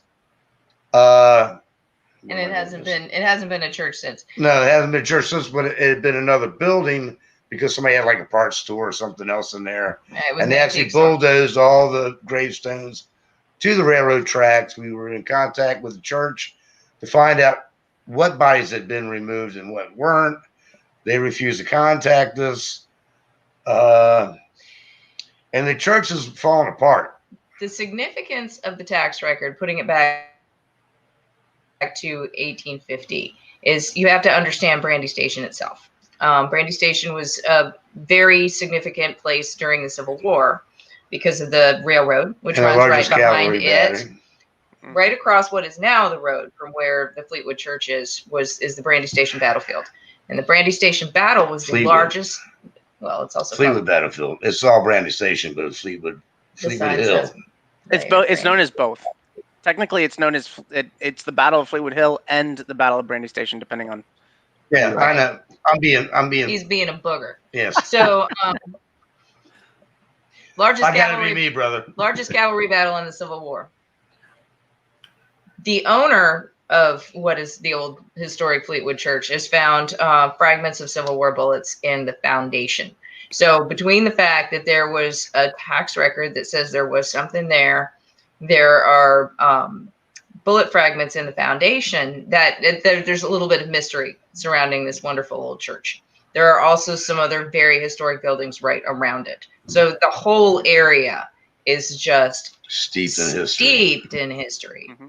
And one of the things that we know is that just right down the road is another building that was utilized as a field hospital. Yeah. For both Union and Confederate forces. We know that there were encampments there, and the size of the encampments were thousands of troops, not just like 10. This is thousands. And so we know that all of the buildings in that surrounding area were more than likely utilized in some sort of capacity, whether it be another field hospital or officers' quarters. And if not officers' quarters, then soldiers surely would have posted up in this building. And like Christy said, the foundation from this 1850s building is the exact same foundation that the church sits on today. Yeah. So, you know, when you find like foundation on the ground, you're not like, oh, you know what, this is a great place, let me just build a church here. So there's a lot of I guess a lot of thought that the church was probably standing earlier than that in some form or fashion, and then in some way it was no longer there, and then it was rebuilt to be there, because it's using the same exact foundation that was sitting there prior. Yeah. Okay. Now, when is this event? What's the dates? September 26th, runs from 11. Well, we got several times. It runs from 11 to 6. We changed something. 11. Steve. So it's September 25th is when we're going to be doing something called Friday Night Fright. And that is going to start somewhere around 7 p.m. It's kind of a low key, you know, we're gonna a low key event. We're gonna get together. We have 15 speakers this year, which is more than, I think it's more than double from last year. And so what we're gonna do is we're only selling 15 tickets so that it's nice and COVID friendly for everybody. And we're gonna hang out. So those 15 folks are gonna get to hang out with Spirit Guides Paranormal, Transcend Paranormal, and our speakers. We're gonna do kind of like a low key meet and greet, hangout. And then investigate the church proper and the grounds directly outside of the church. Saturday, we kick it into full gear. We're going to be starting at 11 a.m. And we're running until 7 p.m. that day. And that is going to be full of speakers. We actually have 13 speakers between those times talking. We're also going to have a number of vendors that are outside. So all of our vending space is outside in the fresh, clean air. And we're going to ask everybody to socially distance, but it's outside, so it's nice because nobody's going to have to wear stuffy masks. And we're going to have vendors that are going to kind of give demos during our speakers. We have yet to announce when that schedule, but we have CPRI, for example, the Center for Paranormal Research and Investigation. They are a TAPS team member or team, affiliated, and they're going to be speaking about how they investigate utilizing the scientific method. We're having somebody else that's going to be, she's actually an author, Hunter Sky. She's going to be reading an excerpt of her book, and then talking about some of the experiences she's had and researched. She's done a lot of research on night terrors, and so how that has affected her personally and some of that research that she's done. So between all of that, we're going to have a full day of events, including a Tai Chi break from Adrian Van Kuren and a number of other speakers, and I can list them all out if you want in a little bit. And then from 7 to 8, we're giving everybody a break to run out, grab some dinner, and hightail it back. Actually, no, it's till 7 to 8. We're doing a break from 6 to 7, excuse me, and then 7 to 8. We are going to be having the Ghost Finders, which is a show on Amazon Prime. They're going to be coming and giving a special viewing of one of their episodes, and they're going to be kind of doing some commentary and Q&A during that time. So that's from 7 to 8, and then 8:30 to, do we say midnight? 8:30 to midnight, we are going to be investigating the Fleetwood Church, the grounds outside, which include the remnants of the original cemetery, and the railroad tracks that are still there. They're active, so we're not going to get too close. But those are the same railroad tracks that a lot of the troops would have traveled on, as well as the wounded and the dead. So they would have tossed them right on off the tracks. And we're also going to be heading across the street and investigating 2 locations on the Fleetwood Hill battlefield itself. One is where a main portion of the battle took place, and the second is an old church, well, the ruins of an old church that sit now and reside in the woods, where, all 3 of these spots, we've gotten some really interesting activity. And that's going to conclude at midnight. And then I surmise that after that, everyone's going to go back to their respective hotels and probably have after parties of some sort of other spirits. So All right, Steve, I'm going to tell you right now, because you're going to have this other stuff going on when I'm going out into the woods with the coyotes like I did last year. You guys got to film this. Yeah, we are gonna have. Because I got to be out there in the woods dealing with coyotes like I did last year. Well, he's got to set up a little. Yeah, I got a long haul. Okay. So what is it, a Facebook page or website? Tell people where to go. Facebook page. We have a couple of things going on. There is the event page, Fleetwood Paracon 2020, where you can go and get the basic facts, the lineup of speakers, and a lot of our announcements, and that's where the link is to go to Eventbrite to get your tickets. Okay. And how much is it? Then there's the Historic Haunted Fleetwood Church page, which has a lot more information. Just there's a lot of posts and videos, and yes, exactly. Shows how Steve and us guys. We didn't give them the actual history, did we? How all this started. You interested? We'll get to it. We'll tell them. Okay. Okay, what I want to do next is I want to give you each an opportunity to tell us your best ghost story. First, I want to tell you a little bit more about Fleetwood. Fleetwood. Doing this for a while. So, Steve, you're the skeptic. So clearly, it's got to be a good one coming from you. Oh, it is. He's going to tell you a little more about Fleetwood first, though. He's dying to do it. So I want to tell you a little bit more. So before we dive into that, because I definitely want to tell my story, but another website for Fleetwood is fleetwoodparacon.wix site.com. We did that because it's cheap and free to host. So that is where you can find all of the information, every one of our speakers, all of our vendors. So every person that is vending this upcoming year, we list on there, so you can find all their information, their website, what they're going to be having, all that sort of fun stuff. We've got some really cool folks that are coming out to hang out with us. right. The Eventbrite. I want to share something with you. If you've joined us on Abnormal Alabama Facebook, feel free to post your information over there too. Okay. Thank you. Definitely will. Yeah. Thank you very much. And I know you asked about ticket pricing, so I wanted to answer that for you. Okay. We have what we wanted to do with Fleetwood, and that gets into the history of how it started. But we wanted to ensure that we had an affordable way for people to come together, and in the sense of para unity, utilize that energy to restore a historical site. And so we can dive into the history, but we wanted to make it affordable. That was the biggest thing. So for our vendors, you have to bring your own, because it's outside.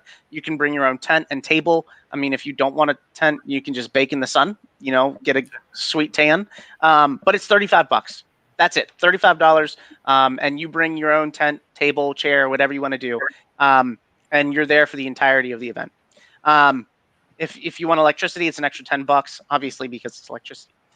For general admission to the Paracon itself, again, we wanted to keep everything affordable, so it's $10. $10 at the door, $10 online. It's just $10, and that gets you in so that you can hang out with everybody, see all the vendors. You get to listen to all the speakers, go inside the church, check it out. All the bells and whistles. The investigation itself, so that's from 8:30 or so till midnight, is $35, and again, you're investigating all three of those locations. So it's really, really fun. This year we introduced something new, which I alluded to earlier, which is Friday Night Fright, and that is where we're getting together, we're kicking off the event early. That's only $15, and you get to hang out. Bring your favorite non-alcoholic beverage, and and snack, and come join and hang out with us. And then we wanted to create a way that if anybody wanted to come and experience everything, they could. And so we created VIP packages, and so that includes the general admission to the Paracon. It includes the investigation. It includes tours of the battlefield. Richard Deardoff, who is the Spirit Guides historian, he was planning on being here tonight, but unfortunately he couldn't. But he is phenomenal.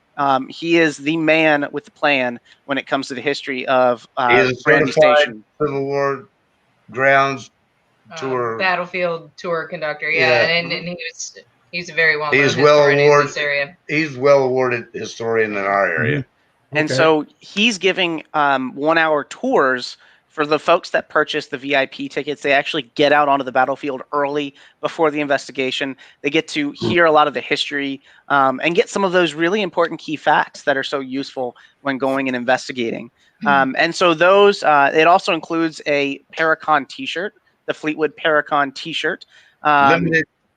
Limited number, edition. come for sure. Here we go. Yeah, I was gonna say, I'm pretty sure Christy's wearing it. Black and red. I'm rocking the Spirit Guides. And so that's all for $55. So again, we wanted to keep it, cheap. We wanted to keep everything affordable, and that way folks could get to the event. We also, we're always looking for volunteers for the event, because this year has been so wonderful. We're deploying cleanliness as the main and big priority to keep everybody safe. And so, yep.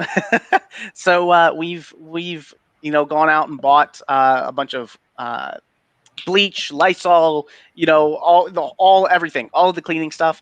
And we're just looking for volunteers that help wipe down some of those high touch areas during the event. The cool thing about that is if you volunteer for 1 hour, you get in for free. You get in for free for the event. So if anybody wants to volunteer and is in the Central Virginia, Brandy Station, Virginia area, if you want to come and hang out with us for the day, and you want to help, volunteer for 1 hour, and you get in free for the rest of the day. So that is my spiel for Fleetwood. And I got one more thing that I don't think we've really touched on enough. The money that we're collecting all goes to Fleetwood Church. So the restoration project. You're supporting that historical site is what you're doing there. 100%. Okay. Great. Every speaker is a volunteer. Please feel free to share that information on our Facebook page. so that all our people are aware of it. If somebody wants to drive up to Virginia, Come We on out. come on down. Our hotel room thing. I don't think We actually booked blocks in two good hotels in Culpeper. So if anybody was interested and wanted to travel, you got a room and you get a discount so. for mentioning Fleetwood Paragon. Well, I like to travel, but it just so happens on the 26th, I have to be at a wedding up on the highest point in Alabama, Mount Cheahaw. Oh, Sounds kind of fun. I've got to be there because I'm officiating the wedding. So There you well, go. there you go. That might be slightly important. they would Yeah. not like it if I didn't come. Next year, come join us. Yeah. All right. Kevin, So you're still now, right. let's start with Steve. We got 30 minutes, and I know y'all got some good ghost stories. And that's what this is all about, right? To share Right. ghost stories. We're coming up on our favorite time of the year, right? Oh, the veil gets thin. Busy. As you see, I'm permanently made up for Halloween. So He's scary too.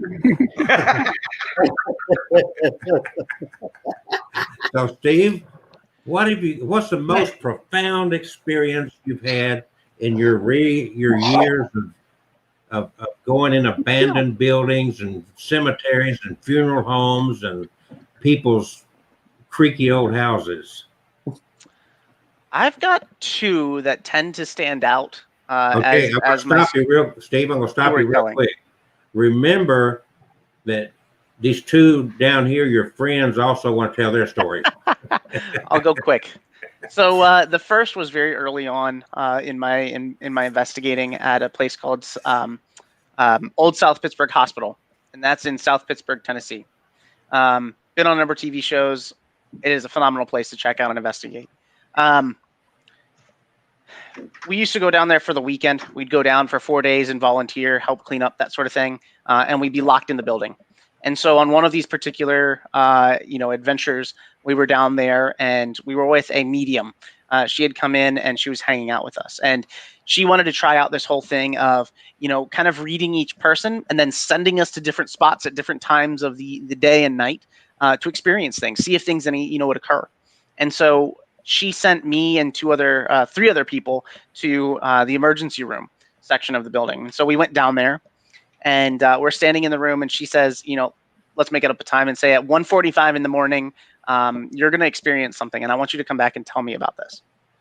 And so we're standing in this room, and the next thing we know, we see somebody walk from the hallway. We see them walk into the room, and it's pitch black. It's pitch black in this building.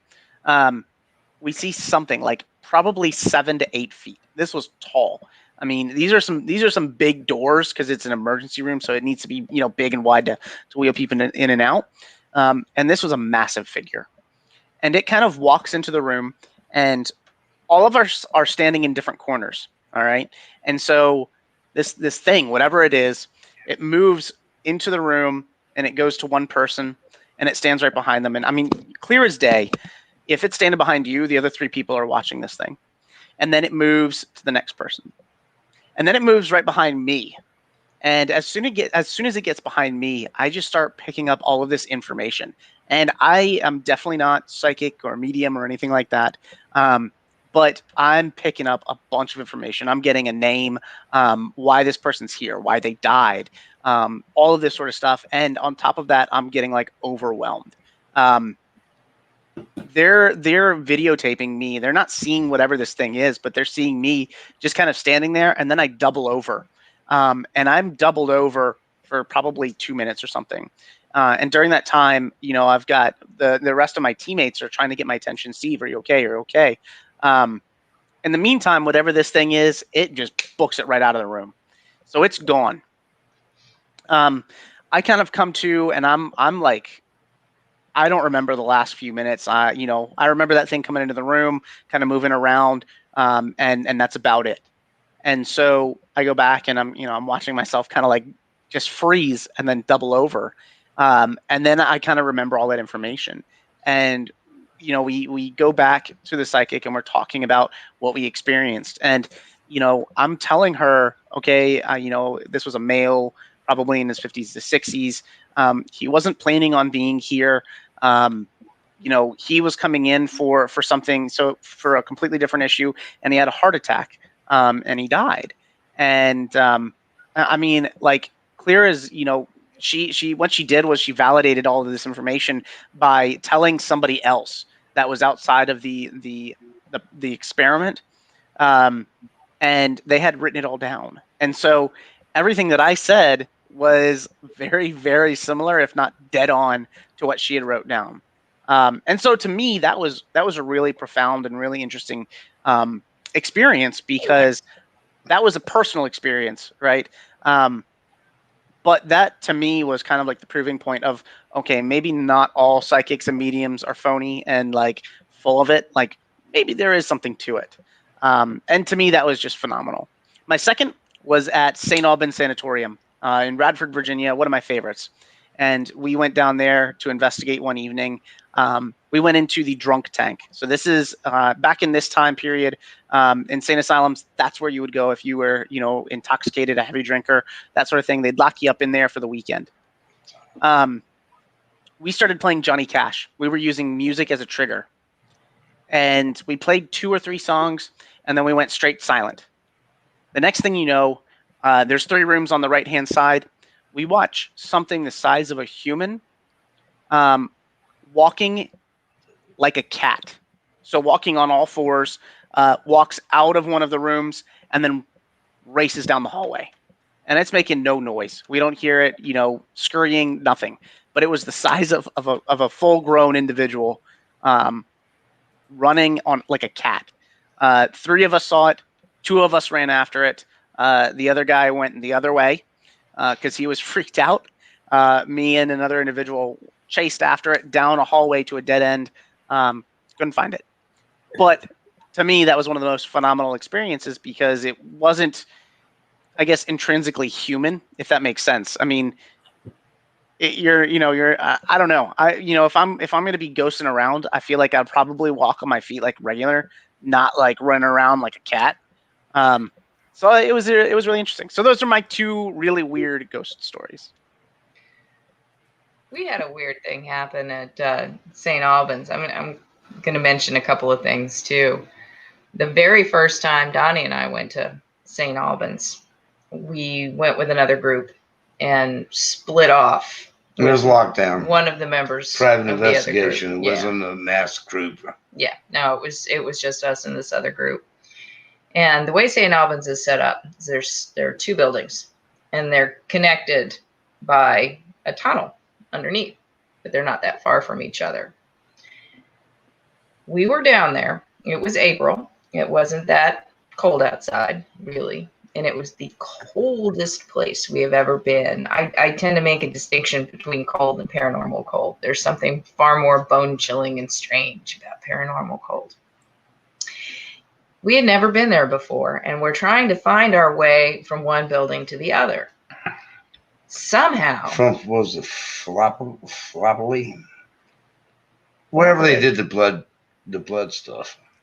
Oh, That's phlebotomy. That's where we found the tunnel. Yes. Okay. I don't know. I don't remember one room for another. The weird thing that happened to us there, and this isn't so much directly as seeing a ghost. Somehow or another, it took us at least 20 minutes to get from one building to the other. And there's not enough tunnel in between those 2 buildings to really account for where the heck were we. And we just kept walking, and that, you bring it up, St. Albans brought. This is a very, very, very strange place. To this day, we cannot tell you why it took us. And it's not like we stopped. We weren't going around in circles. There weren't any side tunnels that had anything to do with it. This was just like one straight tunnel that somehow or another we ended up in for a very, very long time. That sounds like an alien abduction. Well, the funny part is, I don't know what happened. Do you feel like that? Do you feel like you can't go or anything? No anal probes. Thank goodness. No anal probes. But then we did talk to another guy. We talked to a few other people that said that you can't get from point A to point B that way because they got the tunnel blocked off. Yeah, I don't know. That's why it took you so long trying to walk through. It was crazy. I'll tell you one thing. I've never been so cold in my life. Yeah, no, it was not. Oh, Cold. Yes, it was oh, deal. Bone chilling cold. chilling cold. It took us half to get warm. Yeah. Mm. And it was warm outside. But that's always the interesting thing about like insane asylums and prisons and stuff like that. I mean, in terms of activity, it is so complex. Yeah. And you know, a place like St. Albans, there are so many other teams that go in there and investigate. They're research facilities / dark tourism hotspots. You know, people visit those places nonstop, and you don't know what baggage they're bringing and dropping off. You know, they could be bringing a hitchhiker with them. And so it's so interesting what you experience one time there could be completely different the next time. I mean, I know there's you know, the whole idea of like resident spirits that kind of stick around in the same spot or the same few locations, but a place like St. Albans, OSPH, you know, those places are so crazy, I think, just because there are so many people with that single purpose of they've gone to other paranormal locations. They might be carrying something with them that they have no idea, and they're dropping it off somewhere else, and you don't know what you're going to experience. I mean, the only out of body experience I've ever had was at OSPH. I've never had it anywhere else. And then in a place like Fleetwood, where there was a lot of movement, there were people who were parishioners, there were soldiers, there were folks coming through on the railroad. You don't know who you're going to get. But I was going to give you sort of the Reader's Digest version of another experience that we had. Donnie and I took a trip early this year. And while we were on that trip, we took kind of a cheesy ghost tour. We had nothing else to do that night. So we ended up being taken to places in a very historic old town where there was a lot of death and destruction. But we were there with a whole bunch of tourists who are given K2s, and they're all running around in circles trying to find something, you know. So we kind of did our own thing, and we made contact with too many, probably a whole lot of Native American spirits. And the two of us both have some Native American in us. We seem to have made a definite connection with them while we were there. Jump forward. This is kind of when the whole COVID thing was happening, and we had to fight our way home. We were supposed to fly, and we weren't able to do that. So we ended up driving the car all the way home. We beat the zombie apocalypse. Barely. We had driven 12 hours straight, get back to our house, and the light was on in our guest bedroom. Now, I know there was no light on in our guest bedroom when we left, because the last thing I did was personally go through and make sure everything was off, the computers, the lights, everything, that for us to be gone for a little while. So we walk up, it's about 1 o'clock in the morning, and the light is on in our guest bedroom. He says, "Why is the light on?" I just, I don't know, you know. So we all come inside. We had a friend staying with us that night, and it was in the bedroom that she would be staying in.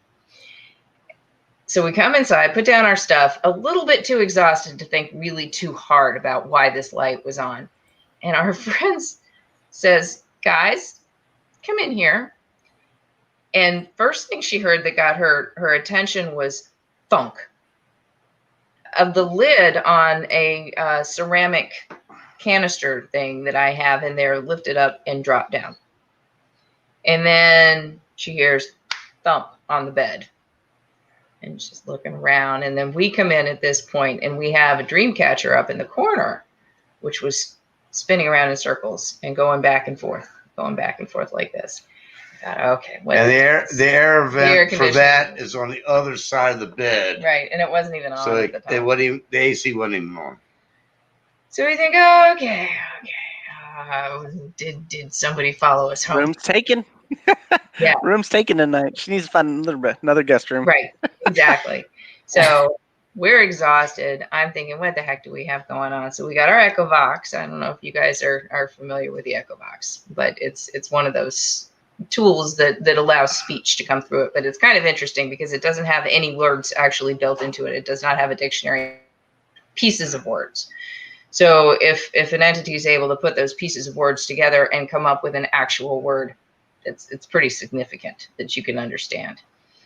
So we got those, and we got our dowsing rods, and we're asking questions. And long story short, what happened was a whole troop that we were talking to 12 hours away not only followed us home, but got home before we did, turned on our lights, messing around in the bedroom. And I'm kind of going to leave it at that, because the story gets even a little bit stranger from there. We were kind of able to help these folks out, but that was the last thing we expected to come to our own house too. That's why the car was so heavy. All that extra weight. No, we dropped that off. I took my truck home, and they clung onto that too, man. After it's like that, crazy. okay, it was then by like 2 and 3 o'clock in the morning, when we were still getting over this whole thing, we had these visions in our head of all of these spirits hanging onto the car the entire time that we're driving home. That's why it took so. You're like, man, the pedals to the metal, but it's like it's Man, not moving that fast. 90 miles an hour. Just to get us to hurry up and get home. But that was, you go on ghost hunts and investigations, and you kind of figure on something happening. But that was one of those, like, how the heck? And to beat us home and to turn our light on, that was just mind blowing. So there's a very unexpected ghost story. Well,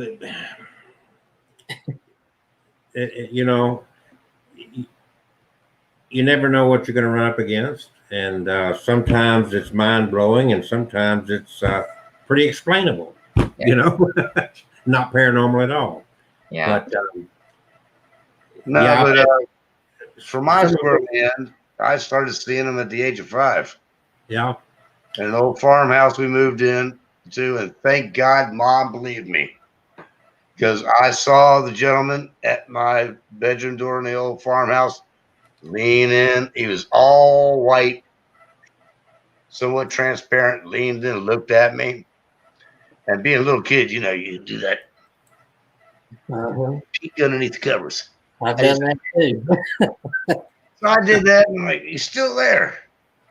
And all of a sudden, he kind of waved, and from the hallway, with the way my bed was set in this old farmhouse, I could see so far down the hallway, and it went past my parents' bedroom, and then turned to another room that nobody stayed in. And I'm like, okay, maybe it was Pop, and I'm seeing things. No, it turned into the other room. So, of course, I get to tell my mother about it. She's like, I believe you. I've heard the noises. And then my pop's like, you're watching too many horror films. And then we moved into another house that they built. It started again. And I told them, like, all right, guys, I know you think I watched too many horror films. I'm whacked in the head. But you left broken ground in the basement for the cellar, which was cool. And we'd hear noises. I'd hear noises. I knew they were there. Well, then when I got to 18 and moved on out, my sister moved on out, I happened to be living somewhere else, and my washer dryer died. So I come back to the house, and I go downstairs to do my laundry, and I get back up. I was like, Mom. She said, yeah. I said, why did you guys finally put a door on the cellar? Since I told you that's where the spirits were coming through at. Well, your father woke up one night thinking that the TV was on. There's no TV on, but he heard them. And you know how the radio used to turn on and off after somebody died in the house? Yeah. Well, now he started to believe it, so he put a door up on it. And then I was able to tell when shortly before somebody would die, 24 hours before someone would die in my family, I'd have a dream that they would, and I have to go call the family. All right, you better go see so-and-so real quick. So, have you had a dream about anybody here? Yes, I did. And it was one big party. And I think I just saw it. I grabbed a couple of pictures. Oh, cool. That's a sweet place. If anybody can get to Dunlora, Steve knows. Awesome location and haunted.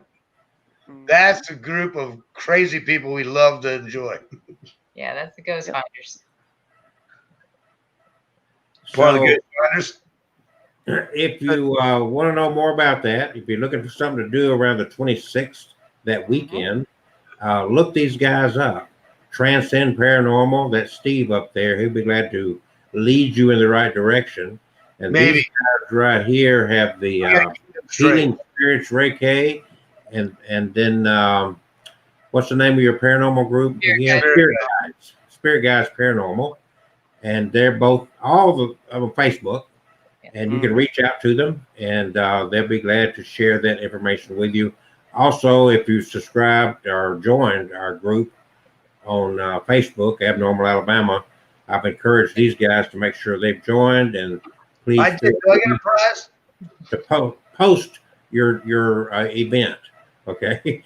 And feel free if there's quirky, strange, interesting stuff. Hey, share it with us. That's what we're all about. Yeah. So it don't matter what part of the world strangeness comes from. We still like it. I mean, I'm still hanging around Kevin after all this time. So. Yeah, Poor Kevin. I know. You see the bald-headed man. Oh my goodness.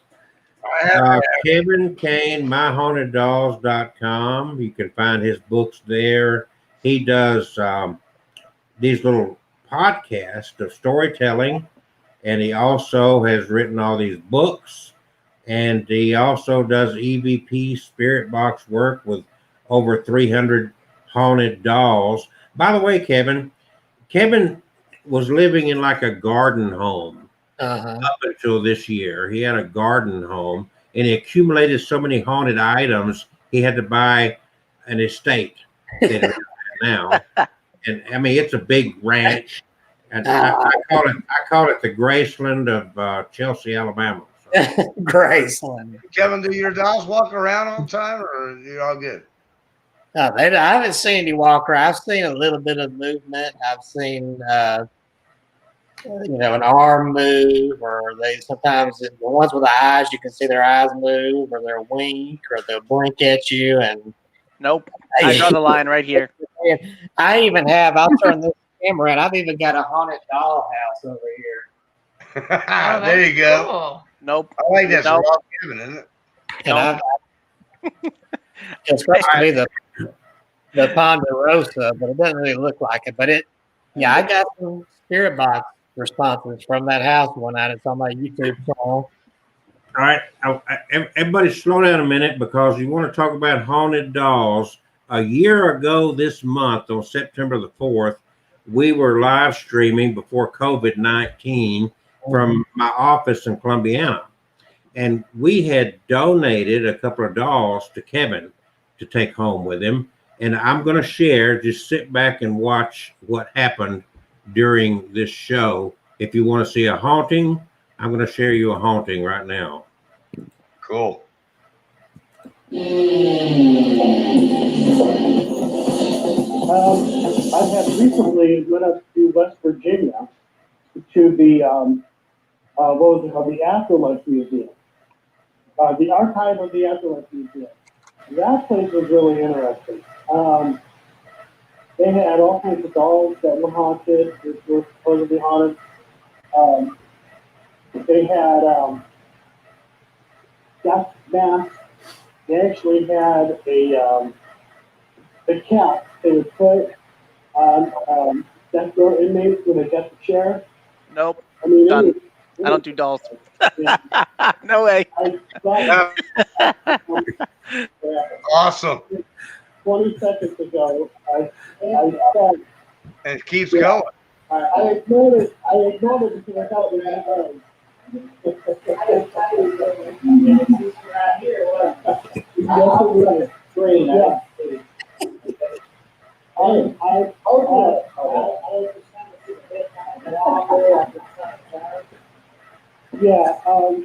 I thought my husband came with me. You want to take that home with you? As long as it's temporary. um, they had Yep. they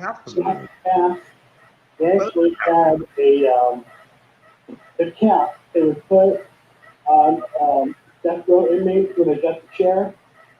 I mean, it was bizarre, and I thought, yeah, like 20 seconds ago, I thought, yeah, I ignored it. I ignored it because I thought it was an and we're gonna be at a museum. That would be cool. It's gonna be an all-age museum and a big. Okay, I think you all saw that. That is awesome. That What's the price? That goes straight to the dumpster. Creepy dolls, no. Oh, send it to me. I'm gonna collect dolls. Yeah, I'm gonna send them to you. I don't do dolls. That creeps me out way too much. Kevin and I don't have to tell a ghost story. We I will just show it send to you one. And that was awesome footage. Yeah, that was amazing. Yeah, I didn't believe in haunted items until I finally got my first haunted doll, and then got a few more. And yeah, I'd be standing in the kitchen and by myself, and then I'd feel a little tug on my shirt tail like a child, and I'm by myself, and I'm looking around. There's nothing there, and there were nights when I would lay down in bed and turn the light out, and the cat would crawl up next to me, and I'd be laying there, and then I would feel a little form climb up on the bed next to me on this side, then another one climb up on the other side, little child spirits. And one night I even felt one petting my hair. Better you than me. And my guests I've had guests that have been around my dolls. They feel little fingers on their hair, or hear a little girl. My sister, her little girl, say hi right next to her, and there was no little girl in the house. Nope. So, Nope. I'm Nope. a believer that objects can have attachments. Oh yeah. Yep. yeah, And I don't even like to look at my daughter's dolls. you ought to go Steve, you should buy her those kind of dolls. I'm going to send you a haunted one, Steve. No. Go to his website, and he's got EVP sessions that he's got there, and some of them are just so distinctive. There's no guesswork involved when he's having I'll check it out. calls. So yeah, there's one on the haunted item link on that website, and then just go to links. You can see my YouTube link, and there's all of them are out there. That's very Awesome. cool. Now there's another creepy doll on the screen. It's yeah. getting uncomfortable fast here, folks. I'm moving her. Since it's show and tell time. Oh no. Nope. Ventriloquism is so creepy too. And look, there goes Donnie. Folks, it's been a very pleasurable 2 hours. I thank you all for joining us. Again, join us over there, and feel free to share and promote your event and whatnot. And if you run across scary, spooky stuff, share it with us. Look at this. Look at that, Kevin. Yeah, look at there. Look at those eyes. This is Mabel. Mabel. Hi, Mabel. Hello, Mabel. Mabel. Guys, we actually have 2 werewolves. Oh. Real quick, this show will be archived on our Facebook page and on YouTube. It shows up immediately on our Facebook page, but it takes a little bit before it to archive on YouTube, but it will be there. Feel free to share it as you will. If you want to put it on your website or your Facebook page, whatever. And thank you all. Donnie, Christy, Steve, their Facebook pages, just hook up with them. And if you can get to Virginia, probably a little bit cooler weather than down here. Y'all are almost up in the mountains, aren't you? Not yet. We're still in a steam box. Well, how hot is pretty warm, but how hot is it? past couple of days, it's only probably been in the low 80s. But rainy. And We haven't seen the 80s all summer. I heard we're supposed to get a cold front coming in, so it's supposed to be cool this weekend. So fingers crossed. Yeah. Knock on wood. It's been pretty warm, but hopefully September 26th, 25th, and 26th. Hopefully the weather will be perfect. So come hang out. I love cooler weather. brother. Positive energy. Yeah. That's it. Knock it off with the negative waves, Moriarty. Oh, you guys don't be strangers. Thanks for donating your 2 hours with us tonight. And Well, thanks for having us. Yeah, thank you very much for having us. We appreciate it. It's fun. And we'll have to do it again because there's never enough time to talk about everything you want to talk about. Never is. Time we're more than welcome to join y'all. No creepy dolls next time. Yeah,